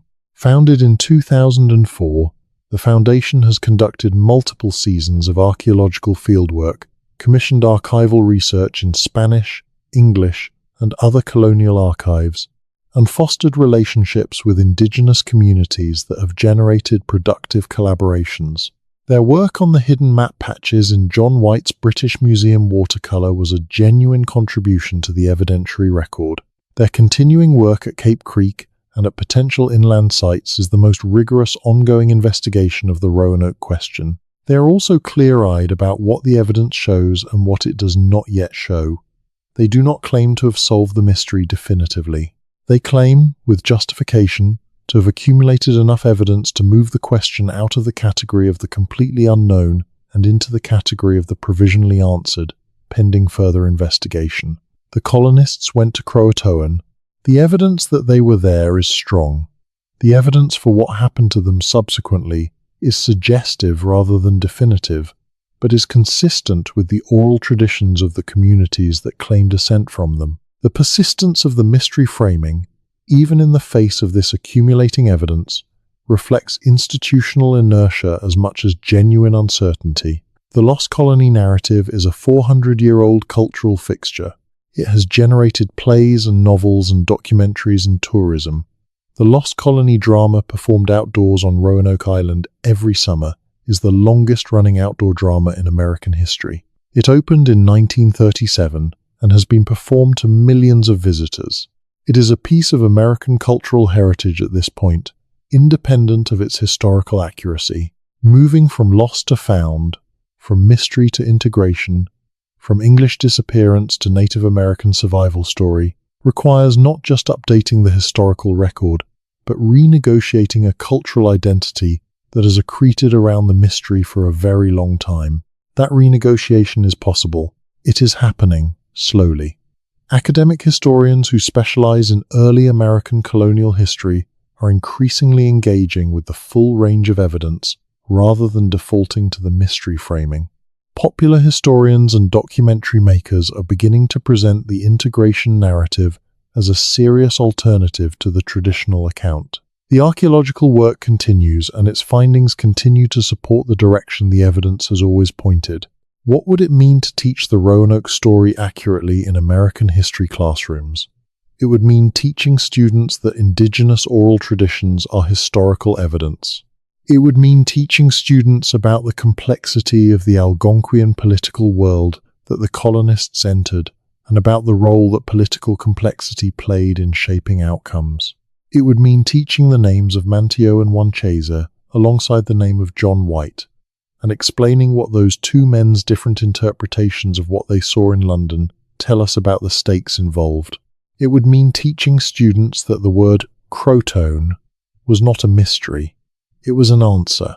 And it would mean teaching students that the descendants of the people who were at Roanoke on all sides of the encounter are still here. They are the Lumbee people of Robeson County. They are the Hatteras people whose ancestors spoke to John Lawson about grey-eyed relatives who could read. They are the communities along the Albemarle Sound and in the Carolina Piedmont whose genealogies and oral histories carry traces of those events. They are not ghosts. They are people. Their history deserves to be told as history, rather than as mystery. The 400-year project of describing the Roanoke colonists as lost was never really about them. It was about the America that came after them. An America that needed its origin story to begin with European arrival and Indigenous vacancy rather than with European arrival and Indigenous negotiation. An America that needed its first English child born in the New World to be a symbol of innocence and loss, rather than the grandmother of a community that knows exactly where it comes from. An America whose history education has consistently chosen the version of events that placed Europeans at the center and Indigenous peoples at the periphery. The actual history of Roanoke places Indigenous peoples at the center because they were at the center. The CROATOAN community was the decisive actor. They chose to accept the colonists, their political calculation, their willingness to integrate the English into their community, their maintenance of the relationships that Manteo had built. These were the factors that determined whether the colonists lived or died. Without the CROATOAN, there is no survival story. There is only the island and the inscription, and the 117 people who walked away into something the textbooks have refused to name for 4 centuries. The name is not a mystery. The name is CROATOAN. The name is the people who were there before any English ship arrived. The name is the oral tradition that never forgot what happened. The name is in the ground at Cape Creek, in the artifacts that archaeologists are pulling up season by season. The name is in the genealogies of families in Robeson County who have been telling their children for generations where they came from. The name is in the grey eyes that John Lawson noticed on Hatteras Island in 1709, in the ancestors who could talk in a book. The mystery was always a choice. And now, with the evidence we have, we can choose differently. We can choose to say that the Roanoke colonists did not vanish. They survived, they integrated, their descendants are still here, and the communities that remember them deserve the acknowledgement that they were right all along. Let us look at one more dimension of the Roanoke story that rarely gets the attention it deserves, and that is the question of what the colony was actually supposed to accomplish. Walter Raleigh's colonial vision was not simply settlement for its own sake. It was strategic. England needed a foothold on the North American coast from which to harass Spanish shipping in the Caribbean and to establish a permanent presence in the New World before Spain could consolidate its control of the entire continent.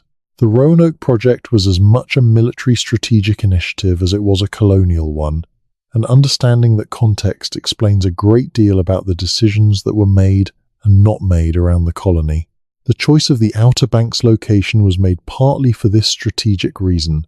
The barrier islands off the Carolina coast provided natural protection from ocean weather. The inlets between the islands allowed ships to enter the sounds behind the barrier and operate protected from Atlantic storms. A colony established on the sounds could support privateering operations against Spanish shipping in the Caribbean, while remaining difficult for Spanish naval forces to attack directly. The problem was that the same geography that made the location strategically valuable also made it difficult to access with deep draft ocean-going vessels. The inlets through the barrier islands were shallow. Large supply ships could not enter them. Everything had to be offloaded onto smaller vessels and ferried in. This made resupply expensive and complicated. It made the colony logistically vulnerable in a way that a deep-water harbor location would not have been. And it meant that the Spanish, who were watching the English activity on the Carolina coast, understood that the English position was militarily vulnerable in a specific way that Spain could exploit with a focused naval operation. The colonists understood this vulnerability. The strengthened palisade that John White found suggests that at some point they had decided to improve their defensive posture. But a wooden fort on a barrier island cannot hold indefinitely against a determined naval attack, and a Spanish fleet in the Caribbean could reach the Carolina coast in a matter of weeks. Moving inland, to a location that Spanish ships could not easily access, was not just about food and social integration, it was about operational security. This strategic dimension helps explain why the inland movement may have been planned in advance rather than being a desperate last-minute decision. Raleigh's instructions to White almost certainly included contingency plans for what to do if resupply was delayed. Those contingency plans were probably not written down, for the same reason that the inland settlement marker on the map was concealed. You do not put your operational security plans in documents that could be captured or leaked. But the circumstantial evidence that there was a plan for exactly this kind of movement is compelling. The speed with which the colonists organized and executed the departure, if the Spanish report of an early 1588 timing is accurate, also suggests that this was not an improvised response to a crisis, but an execution of a plan that had been developed and rehearsed. 117 people, including pregnant women and small children, do not move successfully from one island to another, 50 miles away, and establish themselves in a new community through panic and improvisation. They do it through planning and preparation and the exercise of leadership. Who provided that leadership after White left is unknown. The colony's assistants, the council members White had appointed, would nominally have been in charge. Some of those individuals had skills and temperament suited to making difficult decisions under pressure. George Howe, the man killed by arrows early in the settlement's history, had been an assistant. His death removed one of the council members. Others on the list, men like Ananias Dare, White's son-in-law, had practical skills and social standing within the community. The decision to move would have been made by the community's leadership structure, whatever that looked like after White left and after the stresses of the first winter had reorganized it. The role of Manteo in this process is critically underappreciated. Manteo was the only person in the colony who had deep, functional relationships in the CROATOAN community. He spoke both languages fluently. He had traveled to England twice and understood both worlds in ways that no other single individual in the colony did. He had been given the title Lord of Roanoke by Raleigh, a title that gave him formal standing within the English colonial structure, while his actual power derived from his position in the CROATOAN community. He was, in practical terms, the most important person in the colony, after John White left. What Manteo believed about the colonists' prospects, and what he communicated to both the colonists and the CROATOAN community about the likely timetable for English resupply, shaped the decision environment in which the move was made. If Manteo had concluded, as seems likely given his knowledge of both worlds, that English resupply was unlikely to come in the near term, and that the colonists' best option was to move to CROATOAN Island and let him negotiate their integration, that conclusion would have carried enormous weight with both the colonists and the CROATOAN leadership. Manteo's mother, if she was still alive and still in a position of leadership authority in 1588, would have been a key figure in the CROATOAN decision. Accepting 100+ English men, women and children into your community is a significant decision that the community's leadership would have needed to make collectively. The availability of space, the assessment of what the English brought that was useful, the evaluation of the political risks of having an English population in your community at a time when European contact was becoming increasingly fraught. All of these factors would have been weighed by the CROATOAN leadership before any agreement was made. The fact that the agreement apparently was made, that the colonists went to CROATOAN and stayed, suggests that the CROATOAN found the arrangement acceptable or beneficial. The material evidence of English metalworking at the Cape Creek site supports this. If English colonists were working iron in the CROATOAN community, they were producing iron objects that the community found useful. That practical value was part of what made the integration work. The English were not charity cases. They were bringing skills and tools and knowledge that the CROATOAN found worth having. This is how sustainable integration happens. Not through charity or altruism, but through mutual benefit. The colonists needed food, shelter, political protection, and the local knowledge to survive in an environment they did not fully understand. The CROATOAN gained skilled metalworkers, people with knowledge of English political and military technology that was increasingly important as European presence on the coast intensified, and access to any English trade goods and connections that the colonists could provide. The arrangement had something in it for both sides. The children born to English colonists and CROATOAN partners, or born to English parents in the CROATOAN community, were citizens of that community in a way that their parents were not. They grew up speaking CROATOAN as a first language, learning CROATOAN fishing and farming techniques, understanding CROATOAN social and political structures from the inside. They also knew, from their parents and grandparents, about England, about ships and tools and the trade goods that came across the ocean. They were bridge people, carrying knowledge of two worlds in a way that made them extraordinarily valuable in the environment of increasing European contact that defined the 17th century. The story of those bridge people, the children and grandchildren of the integration, is the story that the textbooks most need to tell and least often do. It is not a story of cultural loss on either side. It is a story of cultural transformation on both sides. The CROATOAN community that absorbed English colonists in 1588 or thereabouts was not the same community afterward. It was larger, it had different material culture, it had members who carried English genetic ancestry and English cultural memory. The English cultural elements did not dominate or replace the CROATOAN ones. They were absorbed and transformed, becoming part of a community that was more complex and more resilient than it had been before. This is the pattern of human history more broadly. Communities encounter each other. They exchange things, material and cultural. They mix. They produce descendants who carry both inheritances and cannot be cleanly sorted into one origin or the other. The boundary between the CROATOAN and the Roanoke colonists did not disappear. It became permeable, and eventually it became invisible. Not because one culture won and the other lost, but because both became something new. The textbook mystery, the lost colony, the vanished English settlers, is a way of denying that process. If the colonists vanished, then there is no integration to acknowledge. There is no mixed community to recognize. There are no descendants to hear from. The mystery is a way of keeping the categories clean. English colonists here, Indigenous peoples there, and a gap in between where the story refuses to go. The gap is full. It has always been full. The question is whether we are willing to look at what is in it. The answer the evidence gives us is not what the tourism brochures say. The answer is not a mystery. The answer is a community.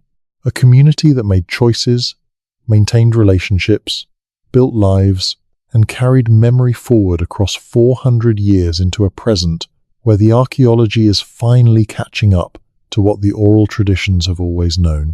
That is the version the textbooks should tell. Not because it is comforting, though in some ways it is, but because it is what the evidence shows. Because the colonists deserve to have their choices acknowledged rather than being described as victims of an unknown fate. Because the CROATOAN people who made the decision to welcome them deserve to be recognized as the decisive actors in that story. Because the Lumbee and Hatteras communities that have maintained the memory of all of this deserve to have their testimony taken seriously as the historical evidence that it is. The inscription on the palisade post was not a cry for help. It was a routing notification. The people who carved it knew where they were going. They knew who was going with them. They knew, as well as anyone can know such things, what they were leaving behind and what they were moving toward. They left a message for anyone who came looking, and when John White stood on that beach in 1590 and read it, he understood it. He said as much. He was not confused by it. He knew what it meant. What he could not do was follow it. The storm came up and turned his ship away, and he never had another chance. That is the actual tragedy of the Roanoke story, if tragedy is the right word. Not that the colonists disappeared, not that their fate is unknown, but that John White spent the last years of his life unable to reach the people he loved, in a world that had no way to bridge the distance, and that the distance eventually became permanent, not because anyone vanished, because the world was wide and the ships were unreliable, and the one man who wanted most to follow the inscription was never given another chance. He knew where they were. He just could not get there. The archaeology continues, the research continues. The living communities that carry the memory of what happened at Roanoke continue to tell their stories. And the ground at Cape Creek continues to yield its evidence, season by patient season, building toward the point where the gap between what the evidence shows and what the textbooks say finally closes. When it closes, the story of the lost colony will become what it should always have been, not a mystery, a history. A complicated, specific, politically rich, humanly meaningful history of people who faced an impossible situation and found a way through it that the world they left behind could not recognize or acknowledge. A history of communities that chose each other across the barriers of language and culture, and history that might have kept them apart. A history that has always had living descendants, living memory, living proof, if anyone was willing to look. The word is CROATOAN. The answer has always been CROATOAN. And after 400 years, we are finally learning to read it. The question of the Dare Stones needs one more careful look, because it is often used to collapse the entire discussion of the inland movement into disreputability, and that collapse is unwarranted. The history of the Dare Stones is genuinely complicated, and the complication deserves to be laid out fully, rather than summarized as either authentic or fraud. In the summer of 1937, a man named Louis Hammond arrived at Emory University in Atlanta with a stone he said he had found near the Chowan River in Bertie County, North Carolina, not far from the area that the hidden map marker in John White's map indicates. Hammond was a Californian traveling through the South and said he had come across the stone while fishing, found it half buried in the ground, noticed the carved inscription, and brought it to the nearest institution of learning he could find. The stone was a large grey rock covered with an inscription in what appeared to be 16th century English, carved in an archaic form that included the long S that appears in period documents and abbreviations that match Elizabethan scribal practice. The message it contained described the death of Ananias Dare, Virginia Dare's father, and 50 other colonists from disease, and grieved the deaths in language that was consistent with the emotional register of 16th century mourning writing. Haywood Jefferson Pierce, a historian at Emory who specialized in colonial American history, examined the stone carefully and concluded that it showed characteristics that would be extremely difficult to fake.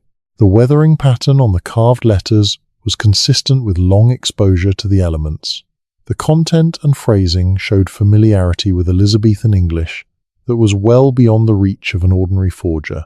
Pierce brought the stone to wider scholarly attention, and it attracted serious academic interest for several years. Then a second stone appeared. Then more. By 1940, there were close to 50 stones, tracing a path from the North Carolina coast westward through South Carolina and into Georgia, each with inscriptions advancing the narrative of Eleanor White Dare's journey with a dwindling band of survivors. The stones became progressively more elaborate and melodramatic as the series advanced.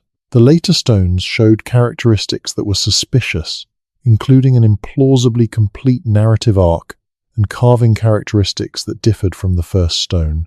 A journalist named Boyden Sparks investigated the stones in 1940 and produced a report concluding that most or all of them were fraudulent, the work of people who had discovered that Pierce was willing to pay for stones and had begun manufacturing them to order. Sparks's investigation was damaging, but not conclusive on the question of the first stone. His strongest evidence of fraud concerned the later stones and the network of people who had been profiting from producing them. The first stone, found before the commercial incentive existed, was a different matter. Pierce himself maintained until his death that the first stone was genuine, and that the fraud had begun with the second and subsequent stones, which were copies and elaborations produced by opportunists who saw a market. The scholarly consensus that developed after Sparks's report treated all of the Dare stones as fraudulent. This was probably overcorrection, a response to the embarrassment of having taken the stones seriously only to be caught by what appeared to be an elaborate hoax. The desire to close the question cleanly pushed toward a comprehensive dismissal, but the comprehensive dismissal of all 50 stones based primarily on evidence about the later ones is not well supported analytically. The first stone has characteristics that the fraud hypothesis struggles to explain, including weathering patterns that geologists have not been able to account for through artificial aging, and the specificity of the Elizabethan English that was well beyond what a 1930s forger could easily have produced. There is no consensus today about the first Dare stone. Some researchers regard it as genuine, others regard it as part of the same fraud as the later ones. The question is genuinely open in a way that the textbook dismissal of all the stones as obvious fakes does not reflect. What is clear is that even if the first stone is genuine, it cannot be treated as definitive evidence of what happened to Eleanor White Dare specifically, because the chain of custody of the stone is not secure, and the interpretation of its content requires exactly the kind of historical contextual knowledge that a sophisticated forger could have had. The first stone is a genuine historical question, not a solved one. What the Dare stone story illustrates, beyond the specific question of their authenticity, is the way in which the Roanoke story has attracted both serious scholarly engagement and opportunistic exploitation throughout its history. The combination of genuine historical mystery, American cultural significance, and popular fascination has made the Roanoke story a target for everything from careful archaeological investigation to obvious commercial fraud, to elaborate fantasy theories that have very little to do with the actual evidence. Navigating this requires distinguishing carefully between what the serious evidence actually shows and what is overlay, whether the overlay is well-intentioned speculation or deliberate fabrication. The serious evidence shows a clear path toward the CROATOAN community and toward the integration that the documentary and oral historical record describes. The Dare Stones, authentic or fraudulent, are less important to the case for that integration than the signet ring at Cape Creek, or the account in Lawson, or the surnames in the Lumbee genealogy. The integration case does not depend on the Dare Stones. It stands on evidence that is independent of them and that would be compelling even if every single Dare Stone were proven fraudulent tomorrow. That independence is important to emphasize because the conflation of the Dare Stones question with the broader question of what happened to the colonists has been one of the ways serious inquiry has been derailed. The fraud of the later Dare Stones does not affect the validity of the Cape Creek archaeology. It does not affect the reliability of John Lawson's account. It does not affect the legitimacy of the Lumbee oral tradition. These are separate lines of evidence that need to be evaluated separately, and the failure of one does not bring down the others. The broader point is that the Roanoke story has multiple independent evidential threads, any one of which would be suggestive but insufficient by itself, and all of which, taken together, constitute a compelling case for the integration narrative. The convergence of independent evidence is not something that the mystery narrative can dismiss with a reference to fraudulent Dare Stones. The Cape Creek archaeology is not a stone with a carved inscription. It is systematic excavation of a sealed stratigraphic record. The Lawson account is not a stone. It is a printed book published in 1709 by a naturalist who had no particular stake in the Roanoke question. The Lumbee oral tradition is not a stone. It is a living community's maintained account of their own history. These things are not the Dare Stones. They are different kinds of evidence with different epistemological standing, and they deserve to be evaluated on their own terms. The Roanoke story is rich enough and complicated enough to sustain decades more of serious scholarly attention. There are archives still to be searched, archaeological sites still to be surveyed, genetic analyses still to be completed, linguistic analyses still to be done. The answer is substantially clearer than the mystery narrative acknowledges, but the full picture is still emerging. The ongoing work of the First Colony Foundation, the continuing engagement between academic researchers and Indigenous communities, and the development of better analytical tools for the kinds of evidence the story depends on, are all contributing to a picture that will eventually be substantially more complete than it is today. What is already clear is enough to revise the textbook narrative substantially. The colonists went to CROATOAN. They were received by the CROATOAN community. They integrated. Their descendants are here. The memory was preserved. The archaeology confirms it. This is the current state of the evidence, and it is enough to render the mystery narrative not just incomplete, but positively misleading about the actual historical situation. The word on the post is not a mystery. It is an answer. The communities who received the colonists and maintain the memory of receiving them are not legends. They are living historical communities with 400 years of continuous presence in the region and a well-documented oral tradition that the archaeological and documentary evidence consistently corroborates. The history is there to be told. The only question is whether the institutions that shape how history gets told are willing to tell it. The answer is increasingly yes. Slowly, unevenly, incompletely, but yes. The revision is in progress. The truth is coming into focus. And the communities who kept the answer alive across 4 centuries of being told their history was legend are finally beginning to receive the acknowledgement they were owed all along. CROATOAN, not a mystery. A history, not a vanishing. A survival, not a ghost story. A home. There are things buried in the Carolina soil that have not been found yet. This is not a metaphor, though it works as one. It is a literal statement about the state of the archaeological record. The sites that are most likely to contain the clearest evidence of what happened to the Roanoke colonists have not been fully excavated. Some of them have not been located. Some of them are submerged under the waters of the Albemarle Sound or the Pamlico Sound, because the coastline of North Carolina has shifted considerably in 400 years, and land that was solid ground in 1590 may now be under several feet of water. The story is still physically present in the world. We just have not found all of it yet. What we have found is already enough to fundamentally alter the conversation if historians and educators are willing to engage with it seriously. But the process of incorporating new archaeological evidence into the established historical narrative is slow and uneven. It requires not just the publication of new findings in academic journals, but the translation of those findings into the forms in which history gets taught and told, into textbooks and documentaries and classroom discussions and museum exhibits. That translation takes time, and it takes institutional willingness, and both of those have been in short supply when it comes to the Roanoke story. Part of what makes the archaeological evidence so significant is that it is not subject to the same kinds of interpretive challenges that the documentary sources are.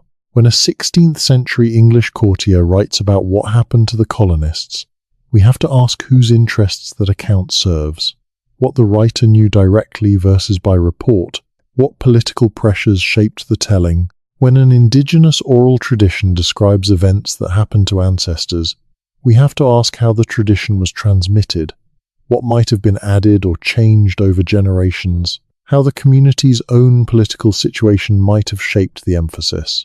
These are legitimate questions to ask of any source. They do not invalidate the sources, they contextualize them. But a signet ring in the ground at the right location and the right stratigraphic layer is not subject to the same kinds of motivational analysis. It is there because someone left it there. The questions about what it means are interpretive, but the fact of its presence is not. The copper farthing at Cape Creek is not ambiguous in its origin. It came from England. It ended up in a CROATOAN settlement in the late 16th century. That happened. The interpretation of what it tells us about the Roanoke colony can be debated, but the material fact grounds the debate in something that cannot be explained away by calling it legend or oral tradition or politically motivated history. The combination of the material evidence and the documentary and oral evidence is stronger than any of those categories alone. When the archaeological record at Cape Creek shows European material in the right period at the right place, and the documentary record in Lawson shows Hatteras people, describing European ancestry in the right period at the right place, and the oral tradition of the Lumbee and Hatteras communities describes the same integration that the archaeology and the documents suggest. The convergence of those independent lines of evidence is extremely significant. Independent confirmation from multiple source types is one of the strongest tools historical analysis has, and in the Roanoke case, the independent confirmation all points in the same direction. It points toward CROATOAN. It has always pointed toward CROATOAN. The word was carved in plain sight. The evidence was there if anyone wanted to look. The pre-Columbian history of the Outer Banks region is itself a story that rarely gets told in connection with the Roanoke narrative, but it shapes that narrative in important ways. The Algonquian-speaking peoples who lived on and around the Barrier Islands when the English arrived were not recent immigrants to the region. They had been there for thousands of years. The archaeological record of their presence goes back well into the pre-contact period and shows a sophisticated adaptation to the specific conditions of the Barrier Island environment that had been developed and refined over many generations. The food resources of the Outer Banks and the sounds behind them are among the richest on the Atlantic coast. The shallow sounds provided abundant shellfish, fish, and waterfowl. The maritime forest on the islands provided game animals and plant foods. The mainland edge of the sounds was accessible for farming in ways that the Barrier Islands themselves were not. The Algonquian communities of the region had developed a seasonal pattern of resource use that moved them through different parts of the landscape at different times of year, exploiting each habitat at its most productive moment and building up the stored food surpluses that allowed them to sustain larger and more stable populations than a more restricted subsistence strategy would have permitted. This subsistence sophistication is what the English colonists needed to learn. Ralph Lane's failure to learn it, his insistence on demanding food from the surrounding communities rather than developing the local knowledge to produce it himself, was one of the primary drivers of the military conflict that destroyed the 1,585-86 colony. John White's 1,587 colonists were in a somewhat better position because they had the CROATOAN alliance through Manteo, which meant they had at least some access to the knowledge and guidance they needed.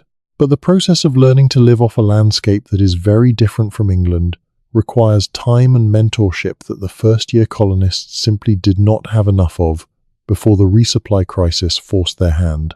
When the colonists moved to CROATOAN Island, they were entering a community that had been managing that specific landscape successfully for generations. The fishing techniques adapted to the shallow sound waters, the knowledge of where to find shellfish at different tidal stages, the understanding of which seasons offered what plant foods and how to process them for storage, the agricultural practices suited to the sandy soils of the barrier islands. All of this was possessed by the CROATOAN community in depth and passed on to the colonists who needed it. This knowledge transfer is the core of what successful integration looks like from a subsistence perspective. It is the foundation on which everything else rests.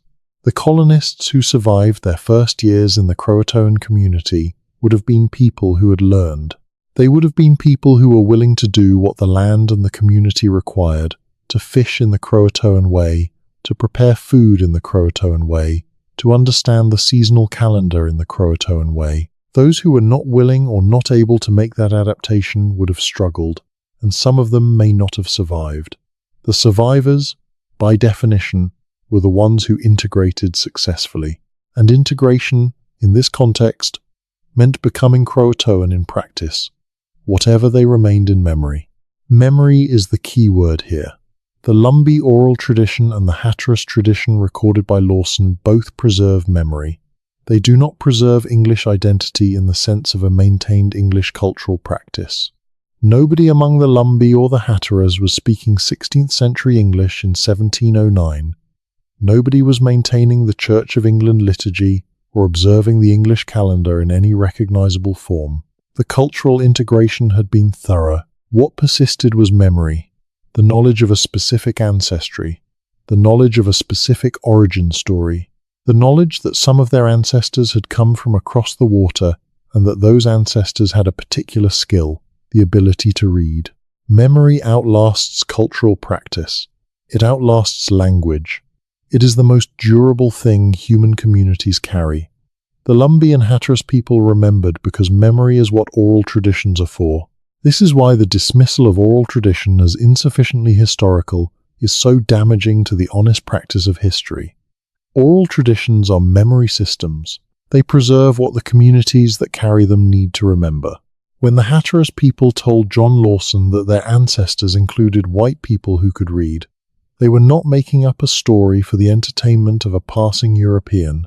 They were transmitting a memory that their community had decided was worth preserving. The decision to preserve it means the community regarded it as significant, as part of the account of who they were and where they came from.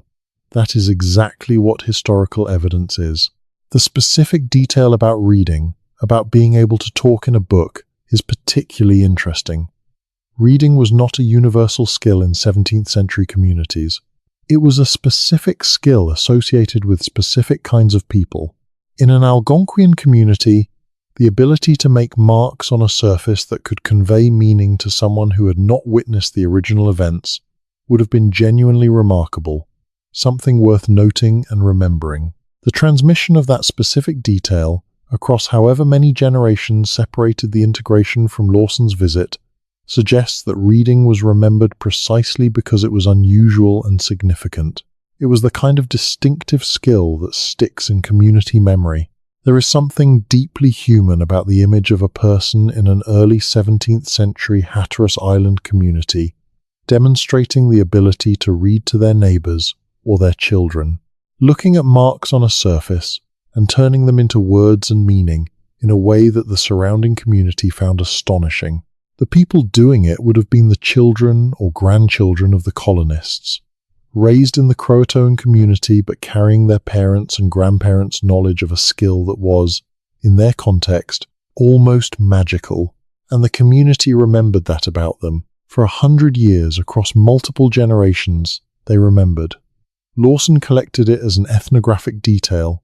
We read it now as historical evidence.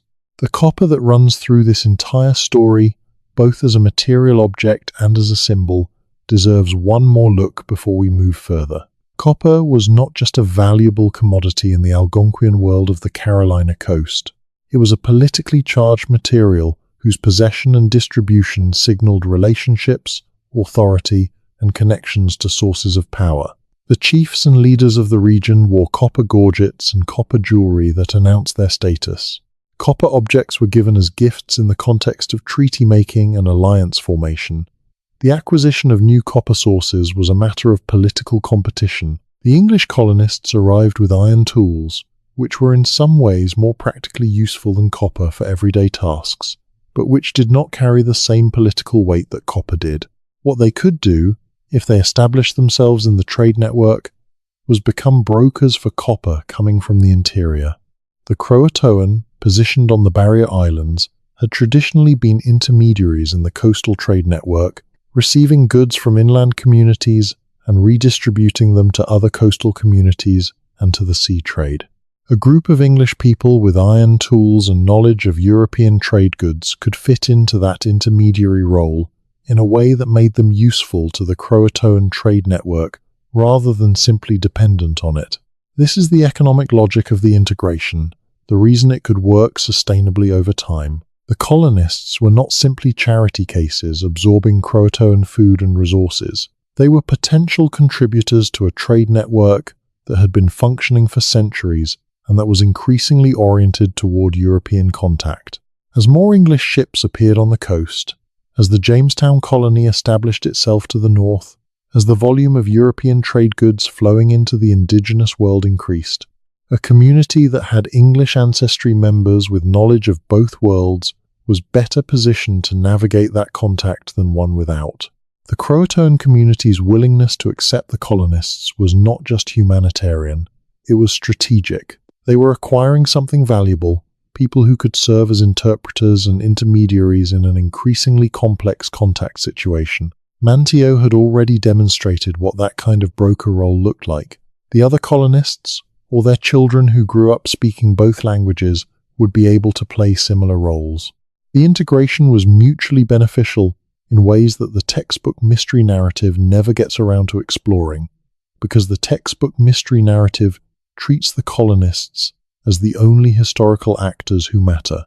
The CROATOAN were making a calculated political decision. They were adding to their community people who brought specific skills and knowledge and material resources and accepting the social obligations that came with that addition.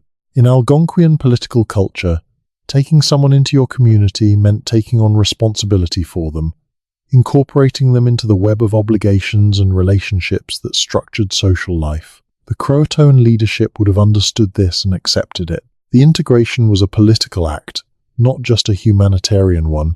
Understanding it as a political act changes the relationship between the colonists and the CROATOAN from the passive rescue narrative that the mystery framing implies. The colonists wandering into the wilderness and being taken in by generous natives, to a more accurate picture of negotiated integration in which both parties had agency, and both parties made choices about what they were accepting and what they were offering. John Lawson, who was a naturalist as well as a traveler, and who was genuinely curious about the indigenous communities he encountered rather than simply dismissive of them, recorded more than just the Grey Eyes story from his time in the Hatteras region. He also recorded observations about the physical appearance and cultural practices of the communities he visited that, read carefully, provide additional texture to the picture of a mixed community with both indigenous and European ancestry. Lawson's descriptions of the Hatteras people note physical characteristics that he associated with European ancestry in some individuals, but that he found combined with clearly indigenous cultural practices and social organization. He was not seeing a community of European settlers who had maintained their European identity. He was seeing an indigenous community, some of whose members had European ancestry, that was visible in their physical appearance. The culture was Algonquian, the ancestry was mixed, exactly what you would expect from 4 generations of integration since 1587. Lawson also noted the community's familiarity with certain English practices that he found surprising given their otherwise thoroughly indigenous way of life. They were comfortable with English visitors in a way that other communities in the region were not. They had what he described as a friendly disposition toward the English that went beyond simple courtesy. He interpreted this as evidence of long contact with the English and of a positive history of that contact. The oral tradition about their European ancestors would have been part of what shaped that attitude. If you know your ancestors included English people, you approach English visitors differently than you do if the English are entirely foreign. The political situation of the Hatteras Algonquian communities in 1709 was very different from what it had been in 1590. English settlement had expanded substantially along the Carolina coast. The indigenous communities of the region were under increasing pressure from disease, from displacement, from the violence that accompanied the expansion of the plantation economy. The Tuscarora War, which broke out just 2 years after Lawson's visit in 1711, would devastate indigenous communities across the Carolina interior and transform the political landscape entirely.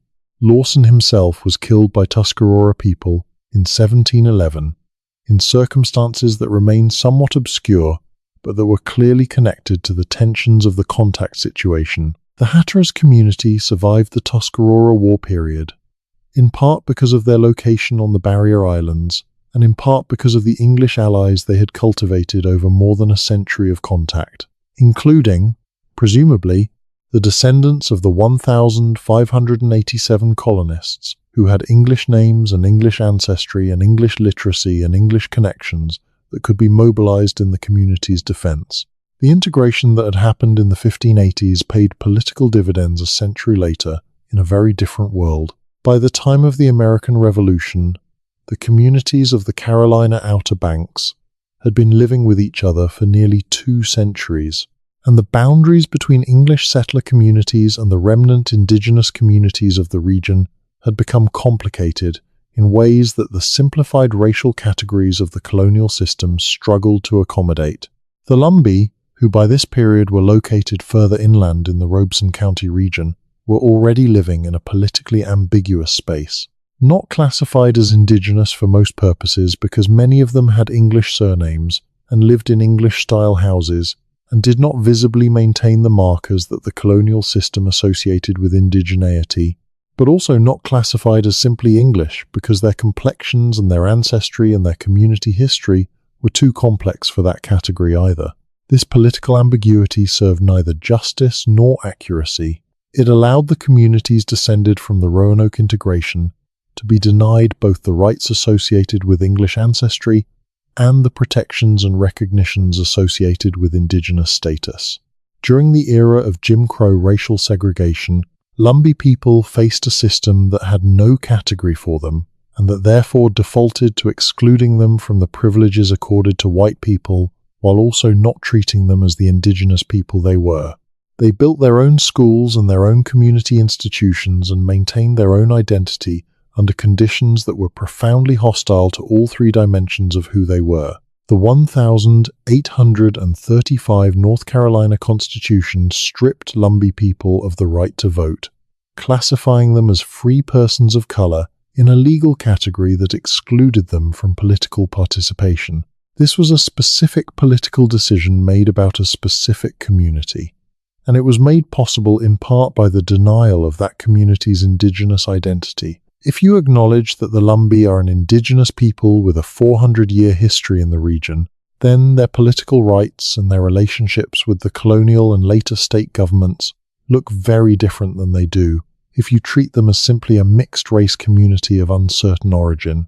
The mystery framing of the Roanoke story, the refusal to acknowledge indigenous integration and survival, had direct political consequences for a living community. The Lumbee received federal recognition as a tribe in 1956, but the recognition came with significant limitations.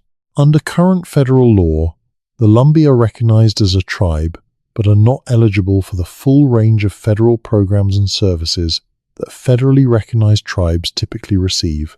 This has been a source of ongoing political contention, with Lumbee advocates arguing that the community deserves the same status as other federally recognized tribes, and federal authorities historically arguing that the Lumbee's historical claims are insufficiently clear to establish the tribal status required for full recognition. The obscuring of the Roanoke evidence, the persistence of the mystery narrative, has been part of what has kept that argument unresolved. This is where history is not just an academic exercise. The question of what happened to the Roanoke colonists has real consequences for real people right now. If the Lumbee are demonstrably descended in part from the 1,587 colonists, and in part from the Algonquian-speaking peoples of the Carolina coast, then their claim to Indigenous status and to the federal recognition that entails is supported by 400 years of community history and by the archaeological and documentary evidence that corroborates their oral tradition. The academic question of what happened at Roanoke is also a political question about whose community history is taken seriously. The treatment of the Lumbee's historical claims illustrates a broader pattern in how the United States government has engaged with Indigenous identity and territorial history. Communities that can produce 19th and 20th century documentation of uninterrupted tribal governance and land use tend to fare better in federal recognition processes than communities whose history, like the Lumbee's, involves periods of forced assimilation, displacement, and the loss of formal political structures under colonial pressure. The documentation that the system requires is exactly the kind of documentation that was least likely to be created or preserved for communities that spent much of their history under conditions of colonial suppression. The Roanoke archaeology, the documentary evidence from Lawson and others, and the sustained oral tradition of the Lumbee and Hatteras communities represent exactly the kind of historical evidence that should support recognition claims, but they require the interpretive framework of the mystery narrative to be dismantled first. As long as the official version of the Roanoke story treats the colonists' fate as unknown, and the Indigenous community's accounts of integration as unverified legend, the evidentiary foundation for the Lumbee's claims is difficult to establish in the terms the political system demands. This is not a comfortable conclusion. It means that the popular, tourism-friendly mystery narrative of the Lost Colony has had material political consequences for a living Indigenous community. It means that 4 centuries of historiographical choices about which evidence to take seriously and which to dismiss, which communities' accounts to credit and which to treat as legend, have contributed to the ongoing marginalization of a community whose claims to both Indigenous status and historical depth are well supported by the evidence. Getting the history right matters not just for intellectual honesty but for justice. When we tell the Roanoke story accurately, as a story of integration and survival rather than of disappearance and mystery, we are also making a claim about which communities' experiences and memories and testimony count. The Lumbee people have been telling the truth about their history for as long as they have been speaking about it. It is past time for the mainstream historical narrative to catch up. Let us return to the physical evidence one more time and look at what the most recent archaeological seasons have contributed to the picture. The work at Cape Creek has expanded in scope and sophistication in recent years.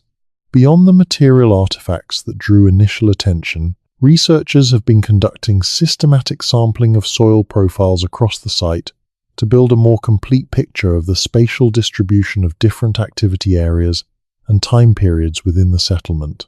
The results of this sampling work have refined the understanding of where European-associated material is concentrated and when it was deposited. The highest concentrations of Elizabethan period European material appear in 2 spatial clusters at the site, one near what appears to have been a primary domestic area and one near what the spatial patterns suggest was a food processing or metalworking area. The domestic cluster contains personal items, including fragments of what may be additional jewelry or personal ornaments alongside the copper farthing, and the working area cluster contains the iron and metalworking evidence. This spatial pattern is consistent with a community in which English colonists were engaged both in domestic life living in structures and maintaining households, and in productive work, using their ironworking skills in ways that benefited the community. The two clusters are not separated from each other in a way that suggests residential segregation. They are integrated into the broader spatial pattern of the CROATOAN settlement, with indigenous material present throughout both clusters alongside the European associated material. People were living and working together, not in parallel, but in integration. The temporal depth of the European associated material is also significant. The sampling results suggest that European material appears across a range of deposit levels that span multiple decades rather than a single episode of contact. This is not the signature of a brief visit or a trading encounter. It is the signature of a sustained presence over a period of years or decades. People were living at this site with their European associated material culture for long enough to deposit it across multiple stratigraphic levels. That length of occupation is inconsistent with the idea that the colonists passed through briefly on their way to some other destination. They stayed. The analysis of animal bones from the Cape Creek site has also provided information about subsistence patterns in the period when European material appears. The bone assemblages show a mixture of species consistent with both indigenous CROATOAN subsistence patterns and with European dietary preferences. Certain species that were commonly eaten by English colonists but less commonly by the surrounding Algonquian communities appear in the assemblage alongside species that were the primary food sources for the CROATOAN. This is not a smoking gun in the way that the signet ring is, because dietary patterns can change for many reasons and the difference between English and Algonquian food preferences was not categorical, but it is consistent with the presence of European colonists in the community, and it adds to the cumulative weight of evidence from multiple different analytical approaches pointing in the same direction. The pollen record from the site is another data source that has been examined. Pollen analysis can indicate what kinds of plants were being grown or processed in the vicinity of a settlement. At Cape Creek, the relevant stratigraphic levels contain pollen from plant species associated with European agricultural practice, species that are not native to the Outer Banks and that would have been introduced by European settlers. This is subtle evidence, the kind that only becomes significant when placed alongside the other material, but it supports the conclusion that people with knowledge of European agricultural plants were present and were attempting to grow those plants, or at least processing them, at the CROATOAN site. The cumulative picture from the Cape Creek archaeology is as clear as archaeologists at this stage of excavation can reasonably claim. European people were at this site in the late 16th century. They were there for an extended period. They were engaged in domestic life and productive work within the CROATOAN community. The material evidence of their presence is distributed through the site in ways consistent with integration rather than segregation. This is the physical trace of what the Lumbee oral tradition describes, what Lawson's account suggests, and what the CROATOAN inscription announced. There are other sites that need attention. The inland region that the hidden map marker in White's map points to has been the subject of some preliminary survey work by the First Colony Foundation. They have identified a site near the confluence of Salmon Creek and the Chowan River in what is now Bertie County that shows potential archaeological significance from the relevant period. Survey work, including ground-penetrating radar and systematic surface survey, has indicated the presence of buried material in the area that warrants excavation. Full excavation has not yet been conducted, partly for resource reasons and partly because the landowners and the research teams have needed time to develop the appropriate research design and community engagement protocols. If excavation of the Bertie County site reveals evidence of European presence from the late 16th or early 17th century, it would support the interpretation that at least some of the colonists or their descendants moved inland from the CROATOAN coast position toward the location marked on the concealed map patch. That would be consistent with the Lumbee tradition of progressive movement inland over multiple generations. It would also potentially explain some of the early 17th century accounts from Jamestown-era observers of English people living in indigenous communities in the interior of the Carolinas. The documentary record of those interior accounts is fragmentary and difficult to evaluate precisely because the informants were reporting secondhand but the accumulation of references to English people or people with European ancestry living in the Carolina interior in the early 1600s is suggestive. The Strachey account of survivors at Roanoke, the various Jamestown-era reports of copper and English-style objects in indigenous communities south of the Chesapeake, the John White letter in which he describes having committed the relief of his people to God after years of failed attempts to reach them, all of this points toward people who were alive and somewhere in the interior for years after 1590. The Bertie County site, if it yields what the preliminary survey suggests it might, would add material confirmation to those documentary threads. The broader pattern of the evidence, taken together, supports a narrative in which the Roanoke colonists moved in stages over a period of years or decades. First to CROATOAN Island, where the immediate evidence of the Cape Creek site places them firmly. Then, gradually, and probably not all at once, into the interior, following the trade routes and river systems that connected the coast to the Piedmont and beyond. The Lumbee tradition of their ancestors coming from the coast and moving inland over generations is consistent with this staged movement. It is also consistent with what population pressure and the expansion of English coastal settlement would have demanded of an integrated community in the early 17th century. As the coast became more crowded with English settlers who would not have recognized or accepted the mixed community's particular history and identity, moving inland would have been a rational response. The geography of North Carolina supports this narrative physically. The river systems of the region, the Chowan, the Roanoke, the Tarpamlico, the Neuse, and their tributaries, run from the coast into the Piedmont in ways that make travel and gradual movement inland feasible, even for communities without horses or boats. These waterways were the highways of the pre-European and early contact world, and moving along them from the coastal sounds toward the interior was a journey that indigenous communities made regularly as part of seasonal subsistence patterns. A community that was already partly integrated into Algonquian practice would have been capable of making that journey and of following it over multiple generations toward the interior locations where the Lumbee communities were eventually documented. The specific communities that would have been encountered along those routes in the early 17th century are documented in various colonial records, imperfectly and with the usual biases of European observation, but present. The Weepemiok, the Meherrin, the Chowanock all had territories along the relevant river systems, and all appear in various forms in the records left by English explorers and colonists as they extended their reach southward from the Chesapeake in the early 1600s. An integrated community moving inland through this region would have encountered and potentially been incorporated into these existing political structures, adding another layer of complexity to an already complex ancestry.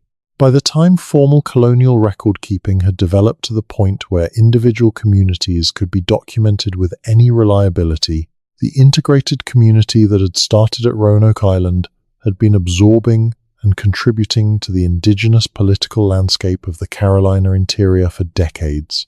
The Lumbee community that was eventually documented in Robeson County in the 18th century was the product of multiple layers of integration and movement, of which the Roanoke episode was the founding event but not the only significant one. Understanding the community as a simple hybrid of English colonists and one Algonquian group misses the complexity of the actual process, which involved multiple indigenous peoples and multiple episodes of contact and integration over more than a century. This complexity is exactly what the oral traditions of the Lumbee and their neighbors preserve, and what the simplified mystery narrative of the Lost Colony cannot accommodate. The mystery narrative needs a clean beginning, the English arrive, and a clean ending, the English vanish. The actual history has a messy beginning. The English arrive into a complex political landscape they do not fully understand, and a continuing present. The people who came out of that encounter are still here, with a history that includes every layer of what happened in between. There is something worth saying about the experience of being the community that knows what happened and watching the dominant culture maintain a narrative that denies it. The Lumbee people have been in that position for 4 centuries. They have maintained their tradition in the face of systematic denial, legal discrimination, political marginalization, and the daily experience of having their history dismissed as legend. The persistence of that tradition under those conditions is itself evidence of its importance to the community, and through the community, to the actual history. People do not maintain traditions that require effort to preserve unless those traditions matter. The Lumbee have maintained this one because it is true and because it is theirs. The same is true of the Hatteras people, whose ancestors told Lawson what they knew about their European ancestry 120 years after the integration happened. They maintained that memory through a period of enormous disruption, the expansion of English settlement, the Tuscarora War, the political transformations of the colonial period. They kept it because it was part of who they were, and because accurate memory of your own history is one of the things that lets a community maintain its identity under pressure. The Roanoke story, told honestly, is a story about the persistence of memory against the pressure to forget. The Lumbee and Hatteras communities chose to remember. The English and later American historical tradition chose to describe the colonists as lost, which is a kind of forgetting. The archaeology, slowly, is recovering what was forgotten. The oral traditions, patiently, were keeping it alive all along. There are other dimensions of the Roanoke story that continue to be explored by researchers working at the edge of what the evidence currently allows us to say.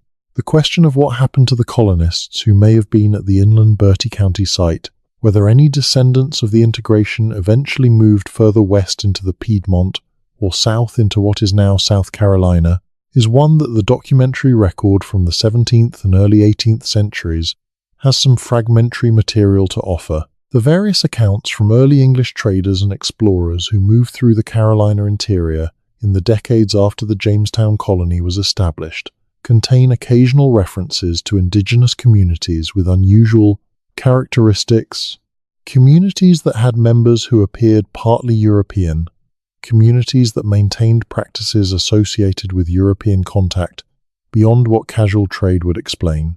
Some of these accounts are in Spanish colonial records and have not been fully incorporated into the English language historiography of the Roanoke story. Others are in the correspondence of early English traders and missionaries that remains in British archives and has been only partially examined by researchers focused on the Roanoke question. The First Colony Foundation and independent researchers have made progress in identifying and transcribing relevant archival material, but the sheer volume of colonial period documents that might contain relevant information has not been fully surveyed. Spanish colonial archives in Seville contain material about English activities on the Carolina coast that goes well into the 17th century.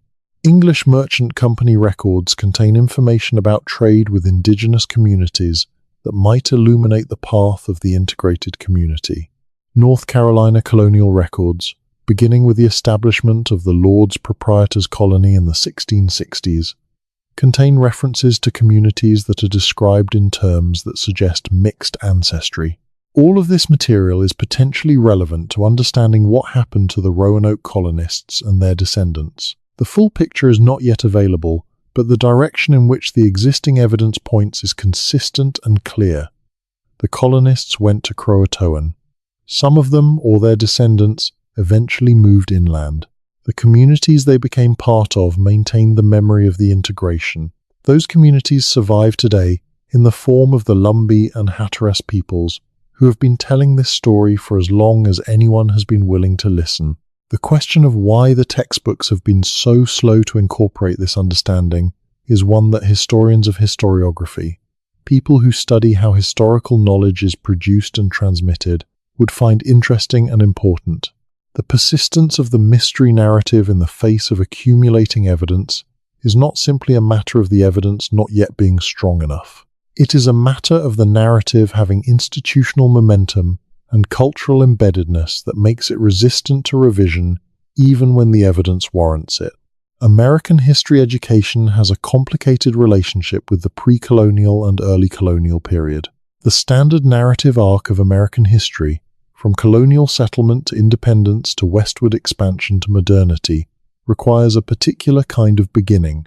A beginning that places European settlers as the primary historical actors from the start, that treats the indigenous inhabitants of the land as context rather than as agents, and that locates the origin of American identity firmly in the European colonial project. The Roanoke mystery fits this narrative framework by keeping the colonists as the active historical subjects and treating what happened to them as the historical question, while the CROATOAN and Lumbee communities, who were the answer to that question, remain in the background as secondary characters.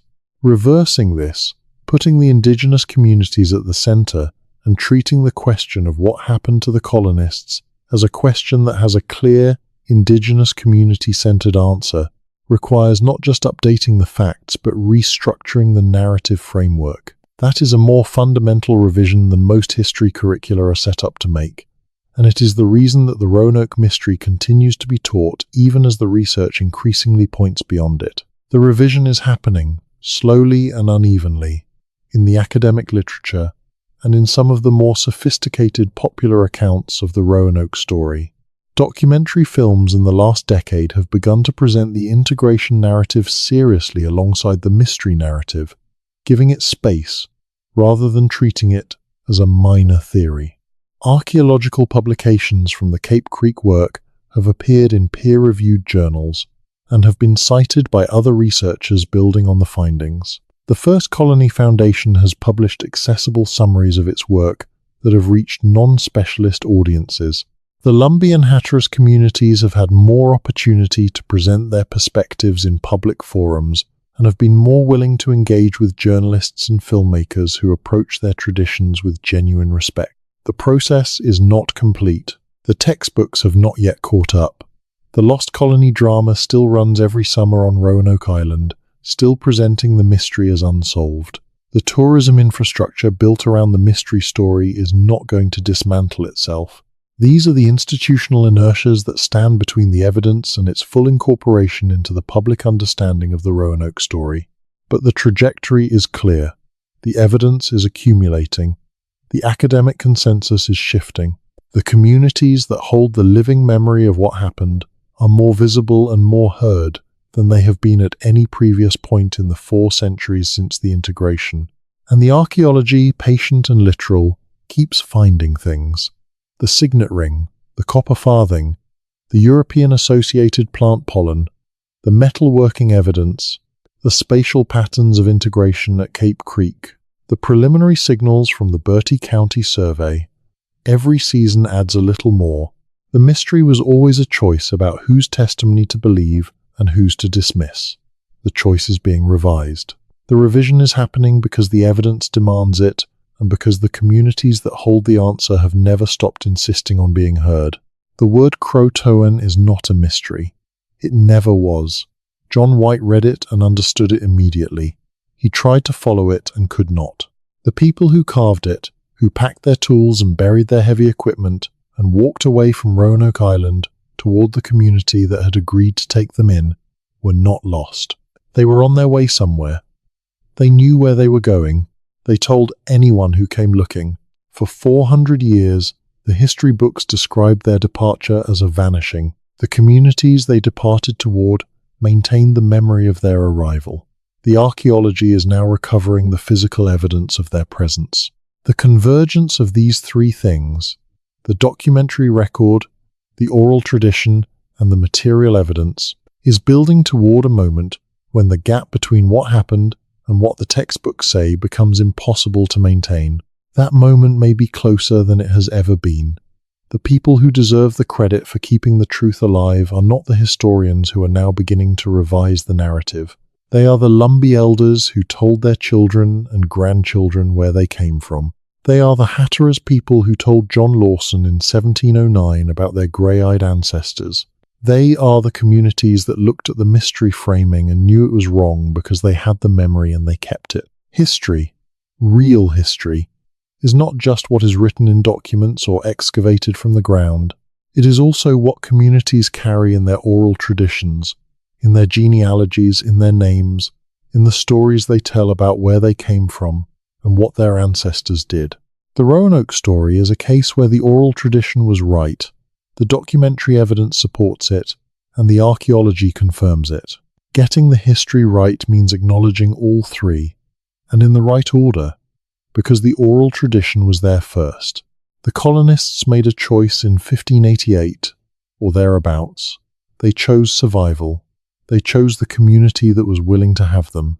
They chose to learn what they needed to learn and become part of something that was bigger and older and more resilient than the English colonial project that had brought them across the Atlantic. Their children grew up CROATOAN. Their grandchildren may have been Lumbee. Their great-grandchildren were people whose ancestry and history are carried in living communities today. They were not lost. They were found. They were found by people who chose to find them, who opened their community to strangers across the barrier of language and culture and history, and who kept the memory of that choice for 400 years. The mystery is the version that requires you to ignore all of that. The history is the version that the evidence actually supports. And the evidence says CROATOAN. The investigations that continue today on Hatteras Island and in Bertie County, and in archives in London and Seville, and in the maintained oral traditions of the Lumbee Nation, are not searching for the solution to a mystery. They are filling in the details of an answer that the colonists themselves provided on the day they walked away from the empty settlement and headed for the island where the people who had agreed to receive them were waiting. When the next field season begins at Cape Creek, the archaeologists who arrive at the site will be working in a place where people made a life in the late 16th century. People who had crossed an ocean for a colonial project and found themselves, instead, becoming part of something their sponsors in England would not have recognized. People who learned to fish the sounds and read the weather and speak the language of their new community, while their children grew up doing all of those things without having to learn them, because those things were the world those children were born into. When the next pollen sample comes back from the laboratory, or the next radiocarbon date confirms the Elizabethan period context of a newly found artifact, or the next survey season at the Bertie County site identifies the next area worth excavating, these will not be revelations of something previously unknown. They will be confirmations of what the Lumbee and Hatteras communities have always known. They will be the archaeology catching up to the memory.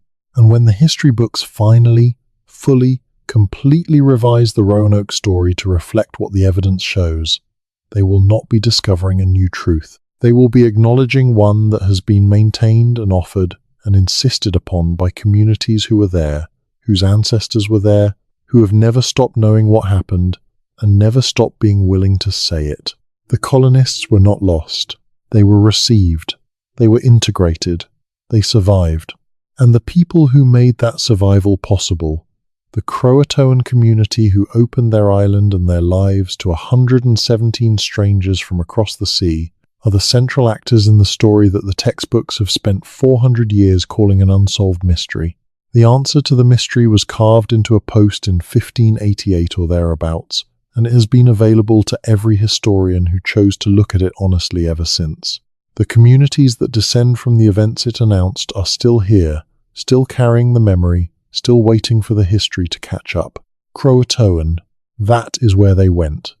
That is what happened. That is the version the textbooks do not teach because it is complicated and it requires giving Indigenous communities the central role they actually played. But that is the version the evidence supports. That is the version that is true. The mystery is over. The history is just beginning to be told honestly. And for the communities whose ancestors made this possible, whose oral traditions kept the answer alive across 4 centuries of systematic denial, the telling is long overdue. You are lying somewhere right now, in whatever part of the world this reaches you, and the story of what happened at Roanoke Island in the late 16th century is a story about human beings doing what human beings do when the situation demands it. They adapt. They negotiate. They find the people who are willing to receive them, and they become part of what those people are. They carry their memories forward into new contexts and new generations. They survive. The colonists survived. The CROATOAN survived. The Lumbee survived. 4 centuries of history that the dominant narrative tried to describe as a vanishing was actually a persistence, a continuation, a life lived in the difficult space between 2 worlds that eventually, over time, became something new. That is the story. Not a mystery, a history, and the people who kept it are still here to tell it. Let us go deeper into something that rarely appears in any telling of this story, and that is the question of what the world looked like from inside the Roanoke colony during the 3 years John White was gone. Not from White's perspective, because White was in England, watching the Armada crisis unfold and making desperate, unsuccessful attempts to organize a return voyage, but from the perspective of the people left behind on the island, and then on CROATOAN Island, and then wherever they went next. What did those 3 years feel like from the inside? What decisions were made, and by whom, and on what basis? We will never know the full answer to that question. There are no diaries, there are no letters that survived. The colony's records, whatever they had, did not make it back to England. White found his own papers and books ruined by rain and mould when he returned. Whatever documentary record the colonists might have created in his absence was probably destroyed in the move from Roanoke Island, either deliberately, because carrying paper was not practical, or accidentally, because the conditions of the move did not favor the preservation of documents. We are left with the physical trace in the ground and the living oral tradition and the documentary fragments in other people's accounts. The colonists' own voices are gone, but we can reason about the internal dynamics of the group, because communities under pressure have recurring patterns, and because the Roanoke colony, by 1587, was already a community that had been through significant stress and had developed the social structures that allowed it to function under difficult conditions. White had organized the colony before he left. He had appointed a council.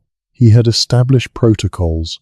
He had negotiated the CROATOAN alliance through Manteo. He had left people who had reasons to maintain the relationship with Manteo and through Manteo with the CROATOAN community, because that relationship was their primary source of local knowledge and their primary political protection. The first winter after White's departure would have been the decisive one. If the community made it through that winter, with its social cohesion intact, with its food stores adequate, with its relationship with Manteo and the CROATOAN stable, it had a foundation for survival.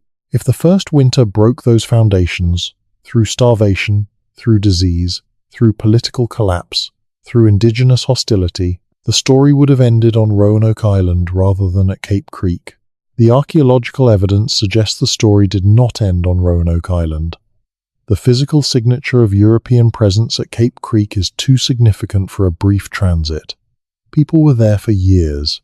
The community survived its first winter and probably its second, and by the time it made the move to CROATOAN Island, or in the months and seasons after it arrived there, it had become a functioning community in a new context. The Elizabethan period material at Cape Creek is distributed across time in a way that suggests years of occupation. This is the physical signature of people who stayed. The internal leadership of the colony during those years is one of the genuine mysteries within the story. White had appointed 12 assistants to act as a governing council. Some of those individuals, like Ananias Dare, were people with practical skills and community standing. Others were perhaps more political appointments, people whose social connections in England had gotten them on the voyage rather than their particular fitness for colonial leadership. Under the conditions of the first winter, with the governor gone and the resupply indefinitely delayed, the effective leadership would have been determined by competence and credibility rather than by formal appointment. Manteo's role in the leadership of the integrated community is likely to have been substantial even before the formal move to CROATOAN Island. He was the only person who could communicate fluently with the surrounding indigenous world. He had access to information that no one else in the colony possessed. He understood the political landscape in ways that the English council members could not. The practical necessity of relying on him for external relations would have given him significant influence even over internal decisions, because the internal decisions were shaped by the external constraints that he understood best. After the move to CROATOAN Island, Manteo's position would have been even stronger. He was moving into his own community, or at least the community most closely connected to his own. His mother's authority, if she was still living, would have been a resource he could draw on. His understanding of CROATOAN social obligations and political protocols would have been essential for navigating the integration. The formal title of Lord of Roanoke that Raleigh had given him, meaningless in English legal terms, might have had utility in explaining his role to CROATOAN community members, who needed to understand why he was bringing these English people and asking the community to accept them. The social dynamics of the integration would have been complex and probably not uniformly smooth. 117 people do not integrate into a new community without friction. There would have been misunderstandings, conflicts over resources and space, difficulties of language and cultural practice that required ongoing negotiation. Some members of the English group may have been more successful at building relationships within the CROATOAN community than others. Some may have married or formed partnerships with CROATOAN community members early.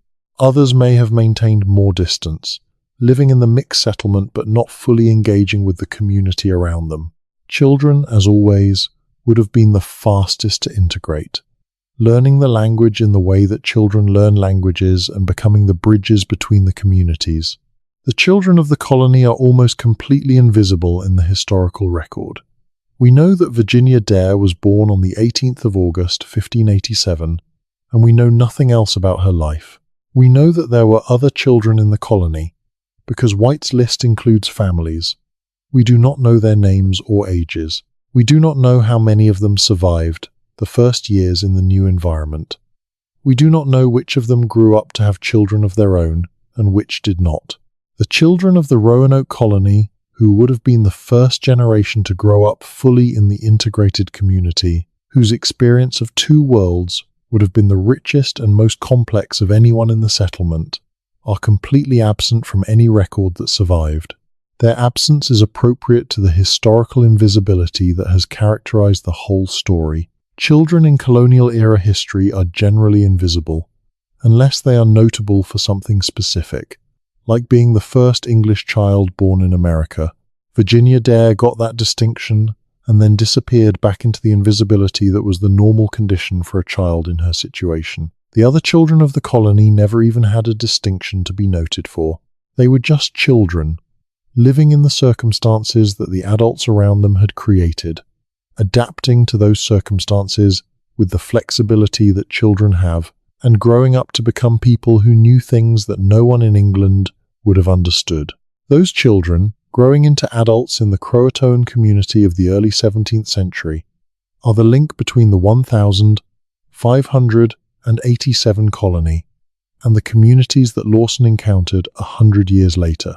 They are the generation in which the memory was formed in its most enduring shape. The parents remembered England. The grandchildren would be CROATOAN. The children were in between, carrying both, becoming the people through whom the community understood its own origin story. They are the generation most worth knowing about, and the one about which we know least. The question of language is worth spending time on, because language is one of the most sensitive indicators of cultural integration and one of the things that oral traditions most reliably preserve in some form. The 1,587 colonists arrived speaking English. The CROATOAN community spoke an Algonquian language. Manteo was the bridge between these two linguistic worlds, but he could not be the bridge for every conversation. The practical necessity of communication within a mixed community creates pressure toward shared language. And in this kind of situation, where the newcomers are the minority and are dependent on the host community's knowledge and resources, the shared language that develops is typically dominated by the host community's language. Within a generation, the children of the English colonists would have been primarily Algonquian speakers. English would have been maintained by the adult colonists who had grown up speaking it, but it would have begun to function differently in the new context, as a marker of ancestry and identity rather than as the primary medium of daily communication. Words and phrases from English would have entered the Algonquian vocabulary of the integrated community, particularly for things that the English had introduced. The Algonquian words and structures would have shaped whatever English was spoken by the generation that grew up in the community. This kind of linguistic mixing, what linguists call contact-induced change, leaves traces in the languages that result from it. The historical records of the Lumbee dialect noted by early investigators include English words in forms that suggest early borrowing, words that had been through phonological changes consistent with long integration rather than recent adoption. The linguistic evidence is fragmentary because the historical record of Lumbee speech is fragmentary, but what exists is consistent with a history of early and sustained contact with English speakers rather than with more recent adoption of English words through colonial contact.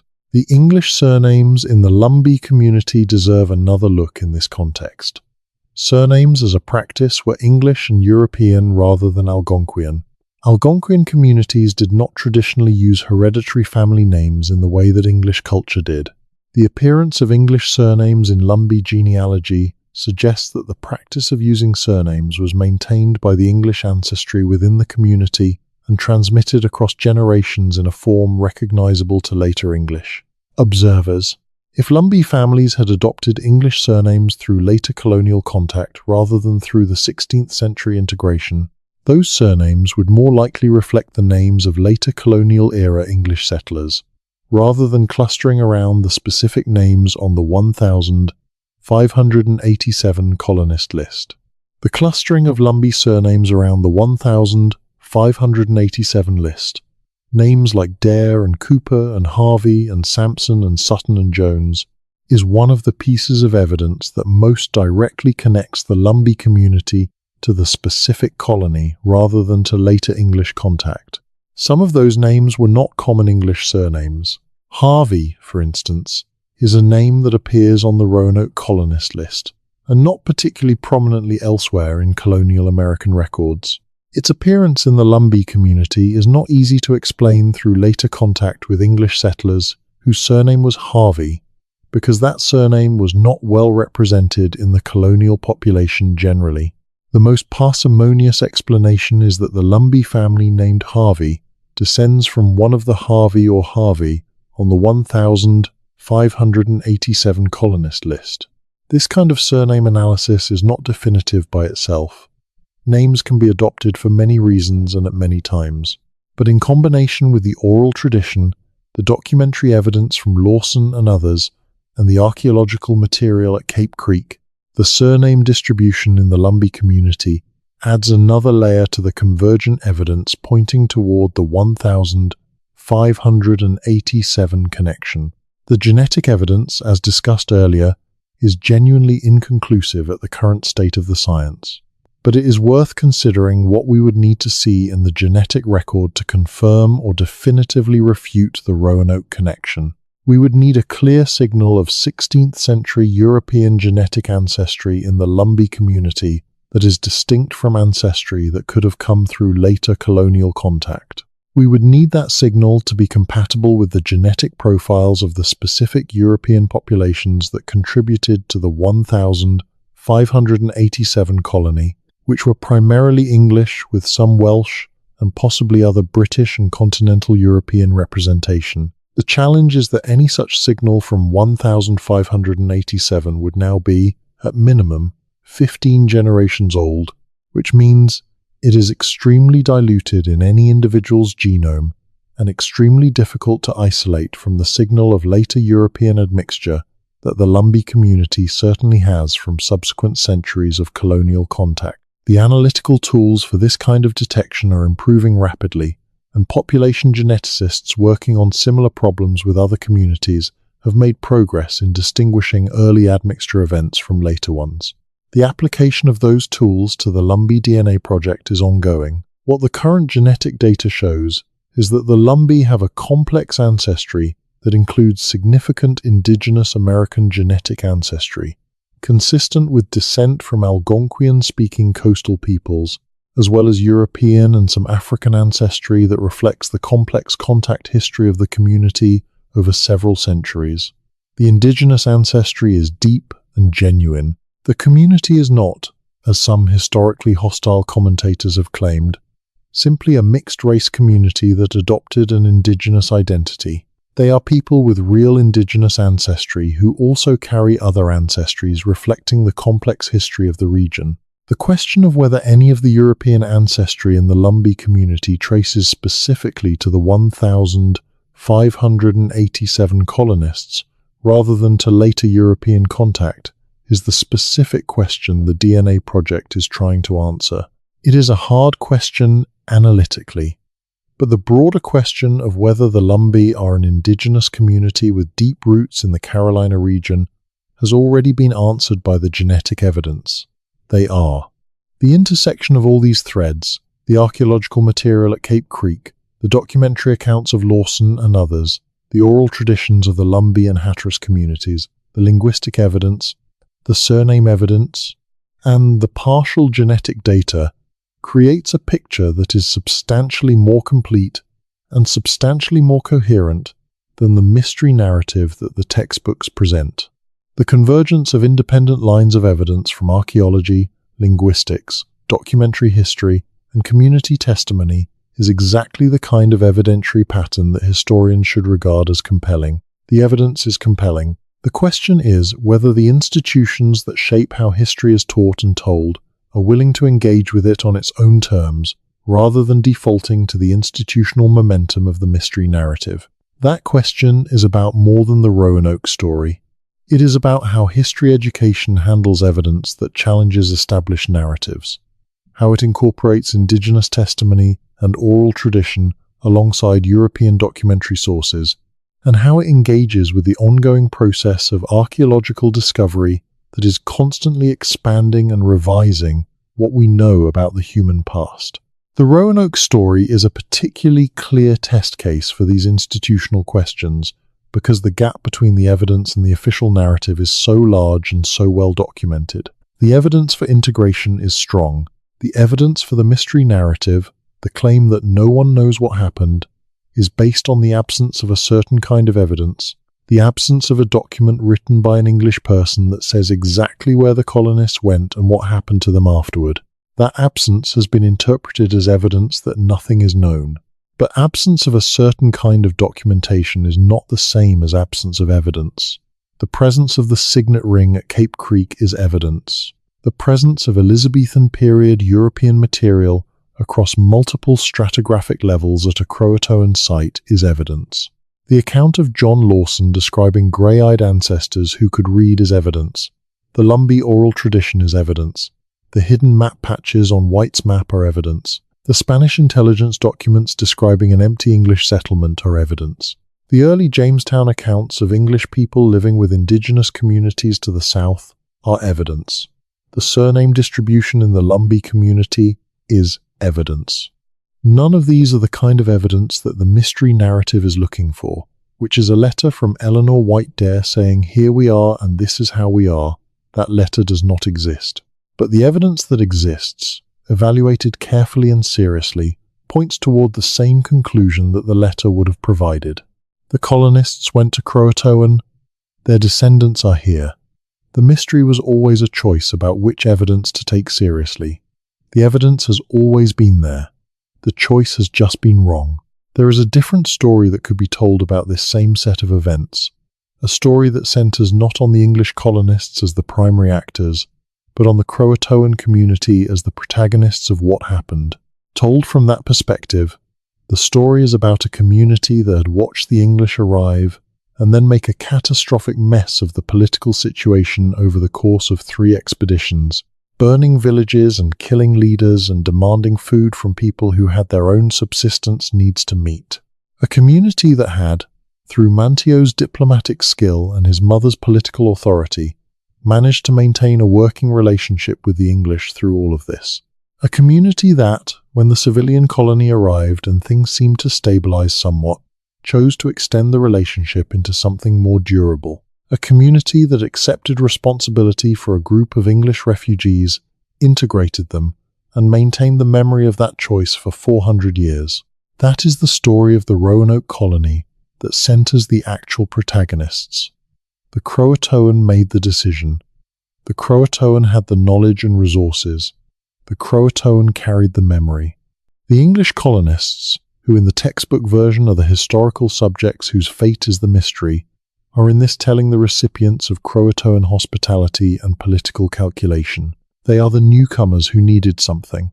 The CROATOAN are the people who chose to provide it. This is not a diminishment of the colonists.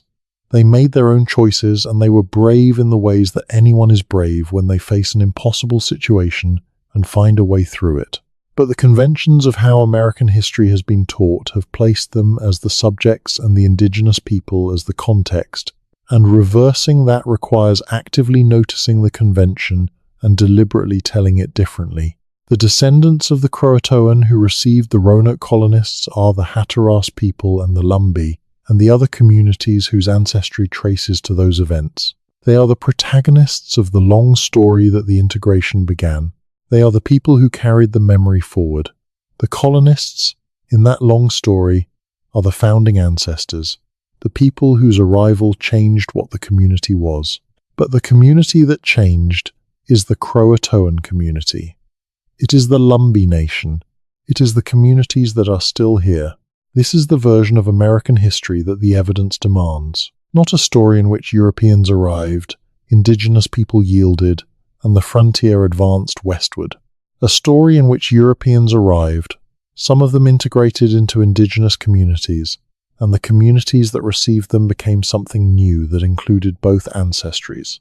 A story in which the first English people to permanently become part of North American life did so not by displacing the people who were already there, but by becoming part of what those people were. Virginia Dare is the symbol that gets attached to this story in most tellings, because she was the first English child born in the Americas, and because her story is shaped for myth.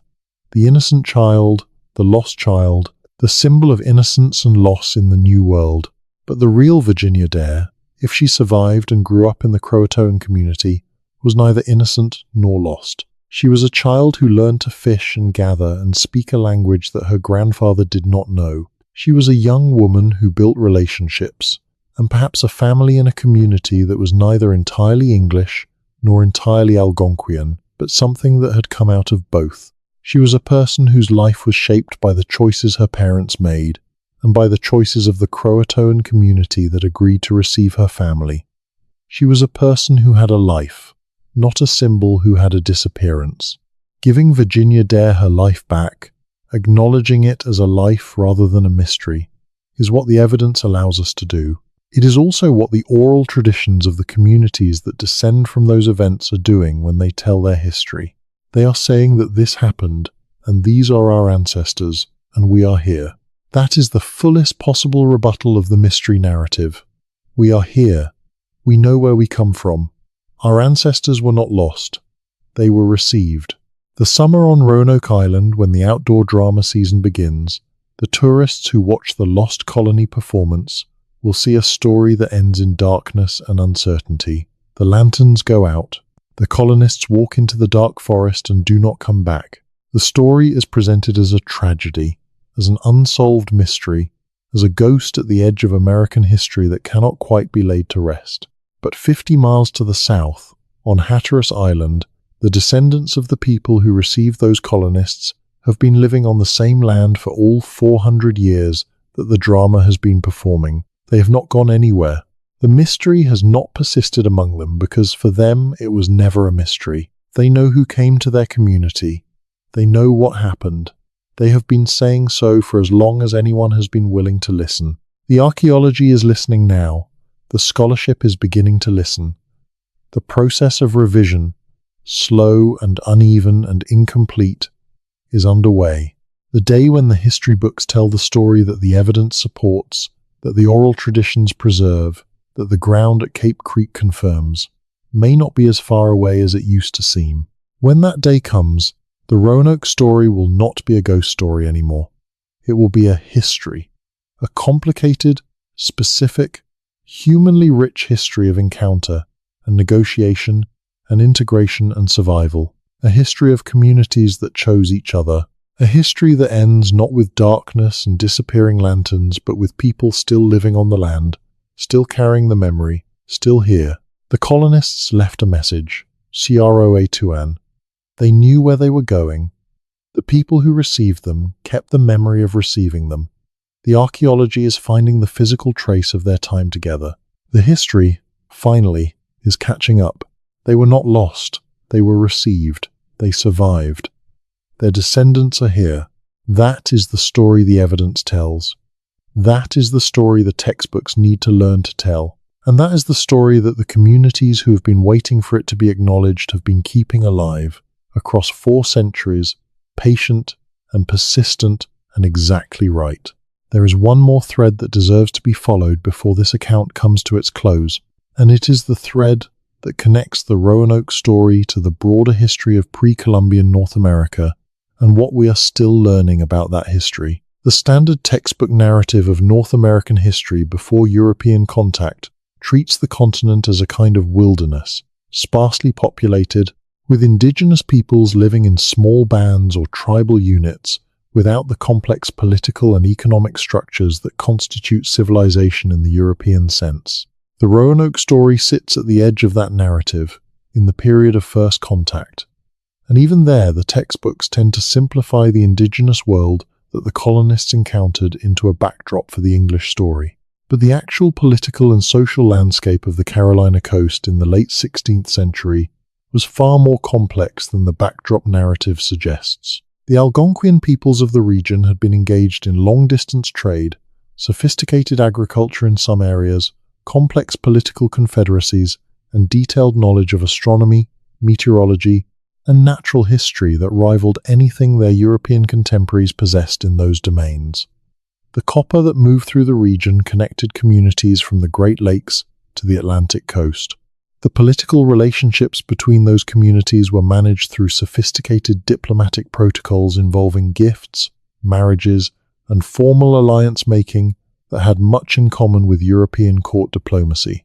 John White's watercolors, the extraordinary documents of indigenous life that he made during the Roanoke expeditions, show communities that were organized, housed in substantial structures, engaged in productive agriculture and fishing, practicing sophisticated social rituals, and living lives that were in most material respects as comfortable and organized as English village life of the same period. White was an artist rather than a political analyst, but his images, taken seriously, undermine the wilderness narrative. These were not primitive people living at the edge of survival. They were people who had adapted successfully to their environment over thousands of years, and who had developed the material and social technologies that their environment required. The English colonists who encountered that world were encountering something they did not have the conceptual vocabulary to understand accurately.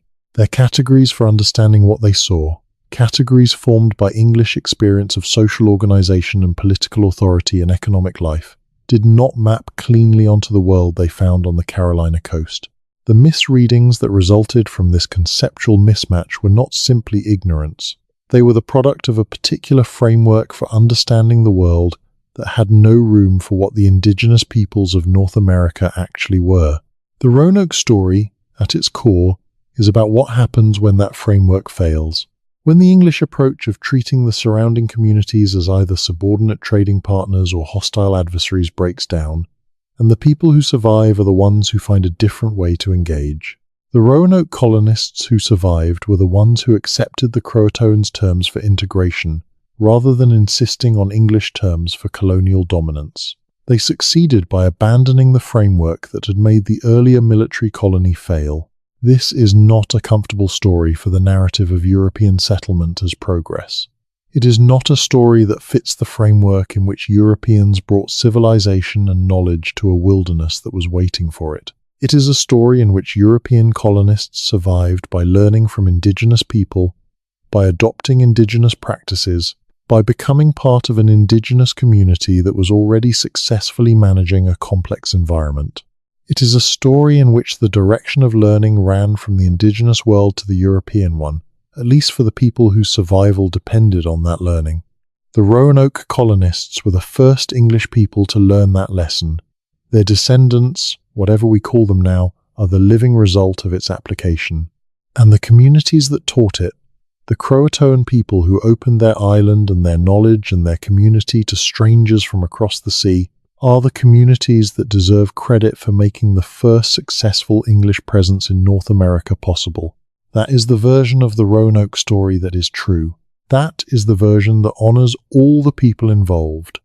That is the version that the evidence, from multiple independent sources, consistently supports. And it is the version that the communities who kept the memory have been trying to get the history books to tell for 400 years. The inscription is still there, not physically, the post decayed long ago, but in the oral traditions that preserved it, in the archaeological record that confirms where it pointed, in the living communities that descended from the people who carved it and the people who received them. CROATOAN, an answer, not a mystery, a destination, not a disappearance, a beginning, not an ending. The colonists walked away from Roanoke Island in the late 1580s, and they did not vanish. They arrived somewhere. They were received. They became part of something. Their children grew up in that something. Their grandchildren carried the memory of where their grandparents had come from. Their descendants, across 15 or more generations, are here today in the Carolinas, on the land that their ancestors walked away from, and the land that their other ancestors had always lived on. History is not always a mystery. Sometimes it is just something that has not been properly listened to yet. The Roanoke story is history that has not been properly listened to. The oral traditions are speaking. The archaeology is speaking. The documentary record is speaking. And the communities who have maintained the memory through 4 centuries of denial and dismissal are speaking most clearly of all. It is time to listen. The answer is not lost. It never was. CROATOAN. Clash. Crow. As the sounds fade and the story settles into you, think about what it means to keep a memory for 400 years. Think about the generations of Lumbee and Hatteras elders who told their children and grandchildren where they came from, who maintained the thread of memory through the colonial period and the period of forced assimilation and the legal stripping of rights and the systematic denial of their history. Think about what it takes to hold a truth that the dominant culture has decided is not worth holding. Think about the patience of communities that kept saying, "We know what happened, we have always known," and kept being told that their knowledge was legend. The archaeology is finding what they knew. The documentary record is confirming what they said. The history is slowly, finally, beginning to look like what they have always described. And somewhere in that long, patient persistence of memory against denial, there is something important about how human communities work, about what it means to carry knowledge across time, about what history really is when it is not filtered through the perspectives of the people who write the official version. History is what happened. It is also what was remembered. And the Roanoke story was remembered by the people who were there, not the English governor who sailed away and could not get back, not the privateering pilots who made decisions that shaped the colony's fate, not the courtiers in London who managed the project from a distance and described the colonists as lost when they could not find them. The people who remembered were the people who received the colonists, who integrated them, who raised their children and grandchildren in a community that knew its own history. They are still here. They have always known the answer. The answer is CROATOAN. The mystery is over. The history is ready to be told. Consider what it means that the first English child born in the Americas grew up speaking a language that her grandfather did not know, in a community her grandfather had never visited, doing things her grandfather had never done. Consider that she did this not because she was abandoned or because she suffered some terrible fate, but because the people around her, the adults who cared for her and fed her and taught her, had found a way to make life work in the circumstances they faced. Consider that the story of how they did that, the story of the Roanoke integration, is one of the more remarkable human achievements of the 16th century, accomplished with no resources other than the willingness of 2 communities to find a way to exist together, and that this achievement has been described for 400 years as a mystery. The mystery is a lens that distorts. It takes an act of successful human adaptation and reframes it as a failure of documentation. It takes a community of survivors and describes them as victims of an unknown fate. It takes an oral tradition that preserved accurate historical memory across 400 years and treats it as legend. It takes archaeological evidence that confirms exactly what the oral tradition says and struggles to incorporate it into the established narrative. The mystery is not an accurate description of the evidentiary situation. It is a narrative choice that has been made repeatedly, institutionally, for reasons that have more to do with the politics of historical representation than with the evidence itself. Understanding this does not require conspiracy thinking. No one sat down and decided to suppress the truth about the Roanoke colony. What happened was more mundane and more pervasive. Historians and educators working within a framework that treated European perspectives as primary and Indigenous testimony as secondary consistently made choices that privileged certain kinds of evidence over others. Those choices accumulated into a narrative that became self-reinforcing. The mystery became the established version. Challenging it required not just new evidence, but a willingness to question the framework that made the mystery seem inevitable, and that is harder to do than finding new evidence. The framework is being questioned now. The evidence is accumulating. The challenge is being made, carefully, with increasing scholarly rigor and increasing public attention. The revision of the Roanoke story is part of a broader revision of how early American history is understood and taught. A revision that takes Indigenous perspectives and oral traditions seriously as historical sources, that uses archaeological evidence to fill gaps in the documentary record, and that acknowledges the complexity of the contact period, rather than simplifying it into a story of European arrival and Indigenous response. This broader revision is not complete. It will not be complete for a long time. The institutional momentum of established narratives is powerful, and the process of changing them is slow, but the direction of the revision is clear. The evidence points toward a more complicated, more honest, more complete account of what happened in the contact period, an account in which Indigenous peoples are agents rather than backdrop, in which oral traditions are evidence rather than legend, and in which the question of whose history gets told is answered differently than it has been for the past 4 centuries. The Roanoke story is one piece of that larger revision. It is a particularly clear piece, because the gap between the evidence and the official narrative is large and well documented, and because the living communities who carry the memory are vocal and present and impossible to ignore if you are paying attention. The First Colony Foundation's archaeological work gives the revision material grounding. The Lumbee and Hatteras communities' ongoing engagement gives it human grounding. The documentary record, from White's own account through Lawson, through the Spanish colonial archives, through the early Jamestown reports, gives it historical grounding. The convergence of all of these is compelling in a way that single-source evidence cannot be. There is a closing note worth making about the place itself. Roanoke Island today is a tourist destination. Fort Raleigh National Historic Site marks the location of the 1587 colony. The outdoor drama runs in summer. The museum tells the story of the Lost Colony. The visitor center has exhibits about the colony and its context. It is a place of genuine historical significance, and the effort to preserve and interpret it is worthwhile. But the interpretation that the site currently offers is incomplete in ways that could be addressed. The story of the CROATOAN alliance, of Mantio's role in the colony's survival and eventual integration, of the archaeological evidence at Cape Creek, of the Lumbee and Hatteras oral traditions, could all be incorporated into the interpretation of Fort Raleigh in ways that would make the site's historical presentation more accurate and more interesting. The mystery narrative draws visitors with its promise of an unsolved puzzle. The integration narrative could draw them with something more valuable, the actual truth, complicated and humanly rich, and still unfolding through ongoing archaeology and living community memory. The National Park Service has been working with Indigenous communities across the country to develop more accurate and inclusive interpretations of the historical sites it manages. Fort Raleigh is a candidate for that kind of revisionary interpretive work.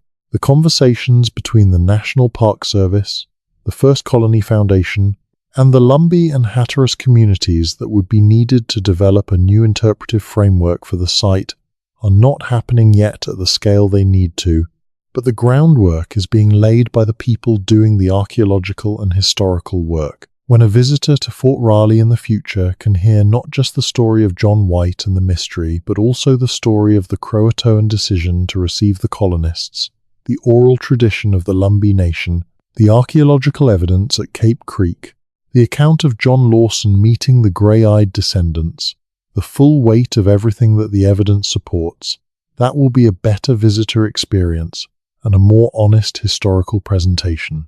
That is the destination the evidence is pointing toward. Getting there requires the same thing that the Roanoke colonists needed when they walked off their island and headed south. It requires a willingness to go somewhere unfamiliar, to follow the evidence rather than the established narrative, to trust that the people who were there, who kept the memory, who maintained the tradition, who told the truth when the dominant culture was calling it legend, deserve to have their account incorporated into the history. The colonists trusted Manteo. They trusted the CROATOAN.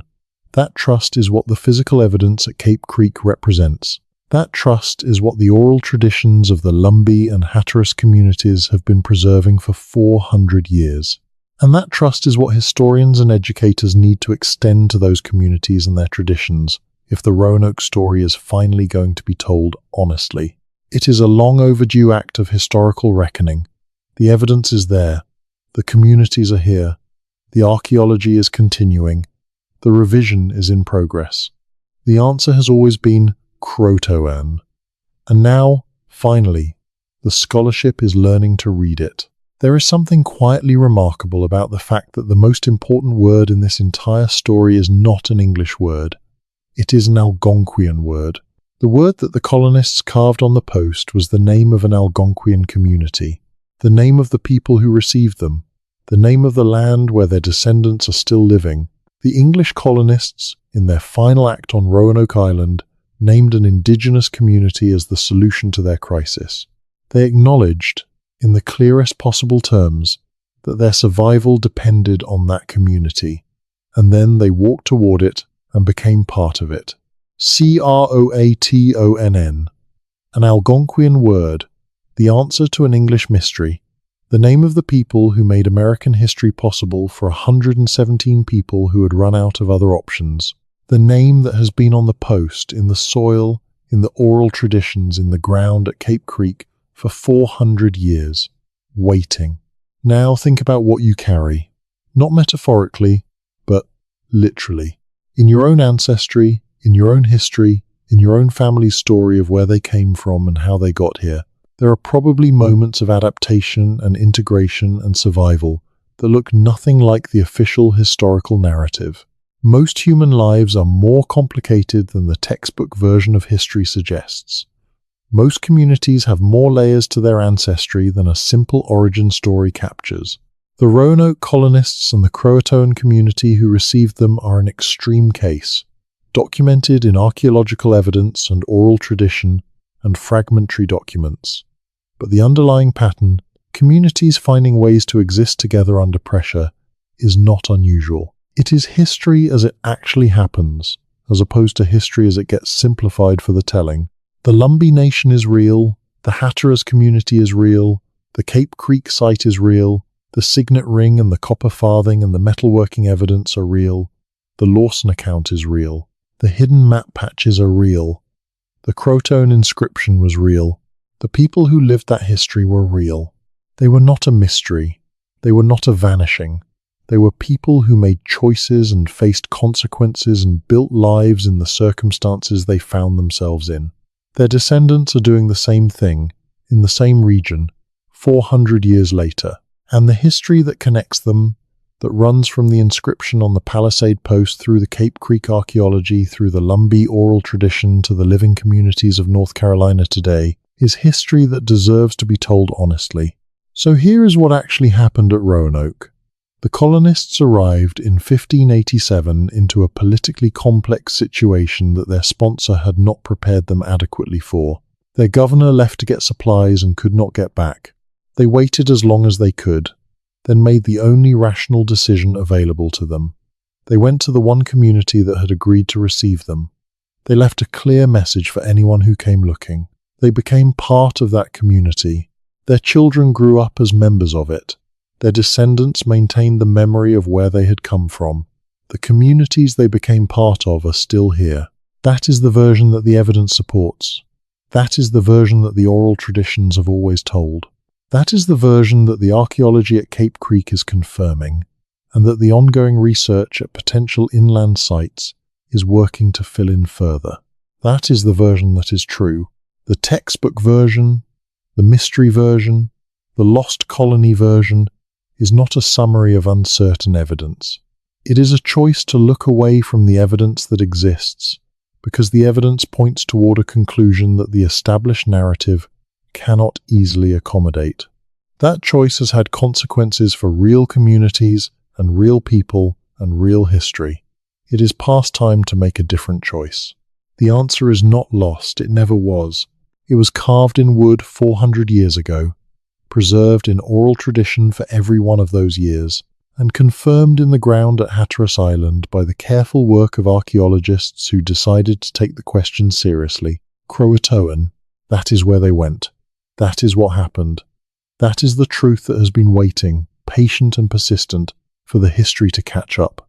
And as you close your eyes, somewhere in the world right now, in whatever time zone and landscape holds you tonight, the ground under the sand at Cape Creek still holds the signet ring and the copper farthing and the iron that someone worked with skills they brought from England into a community that gave them a place to belong.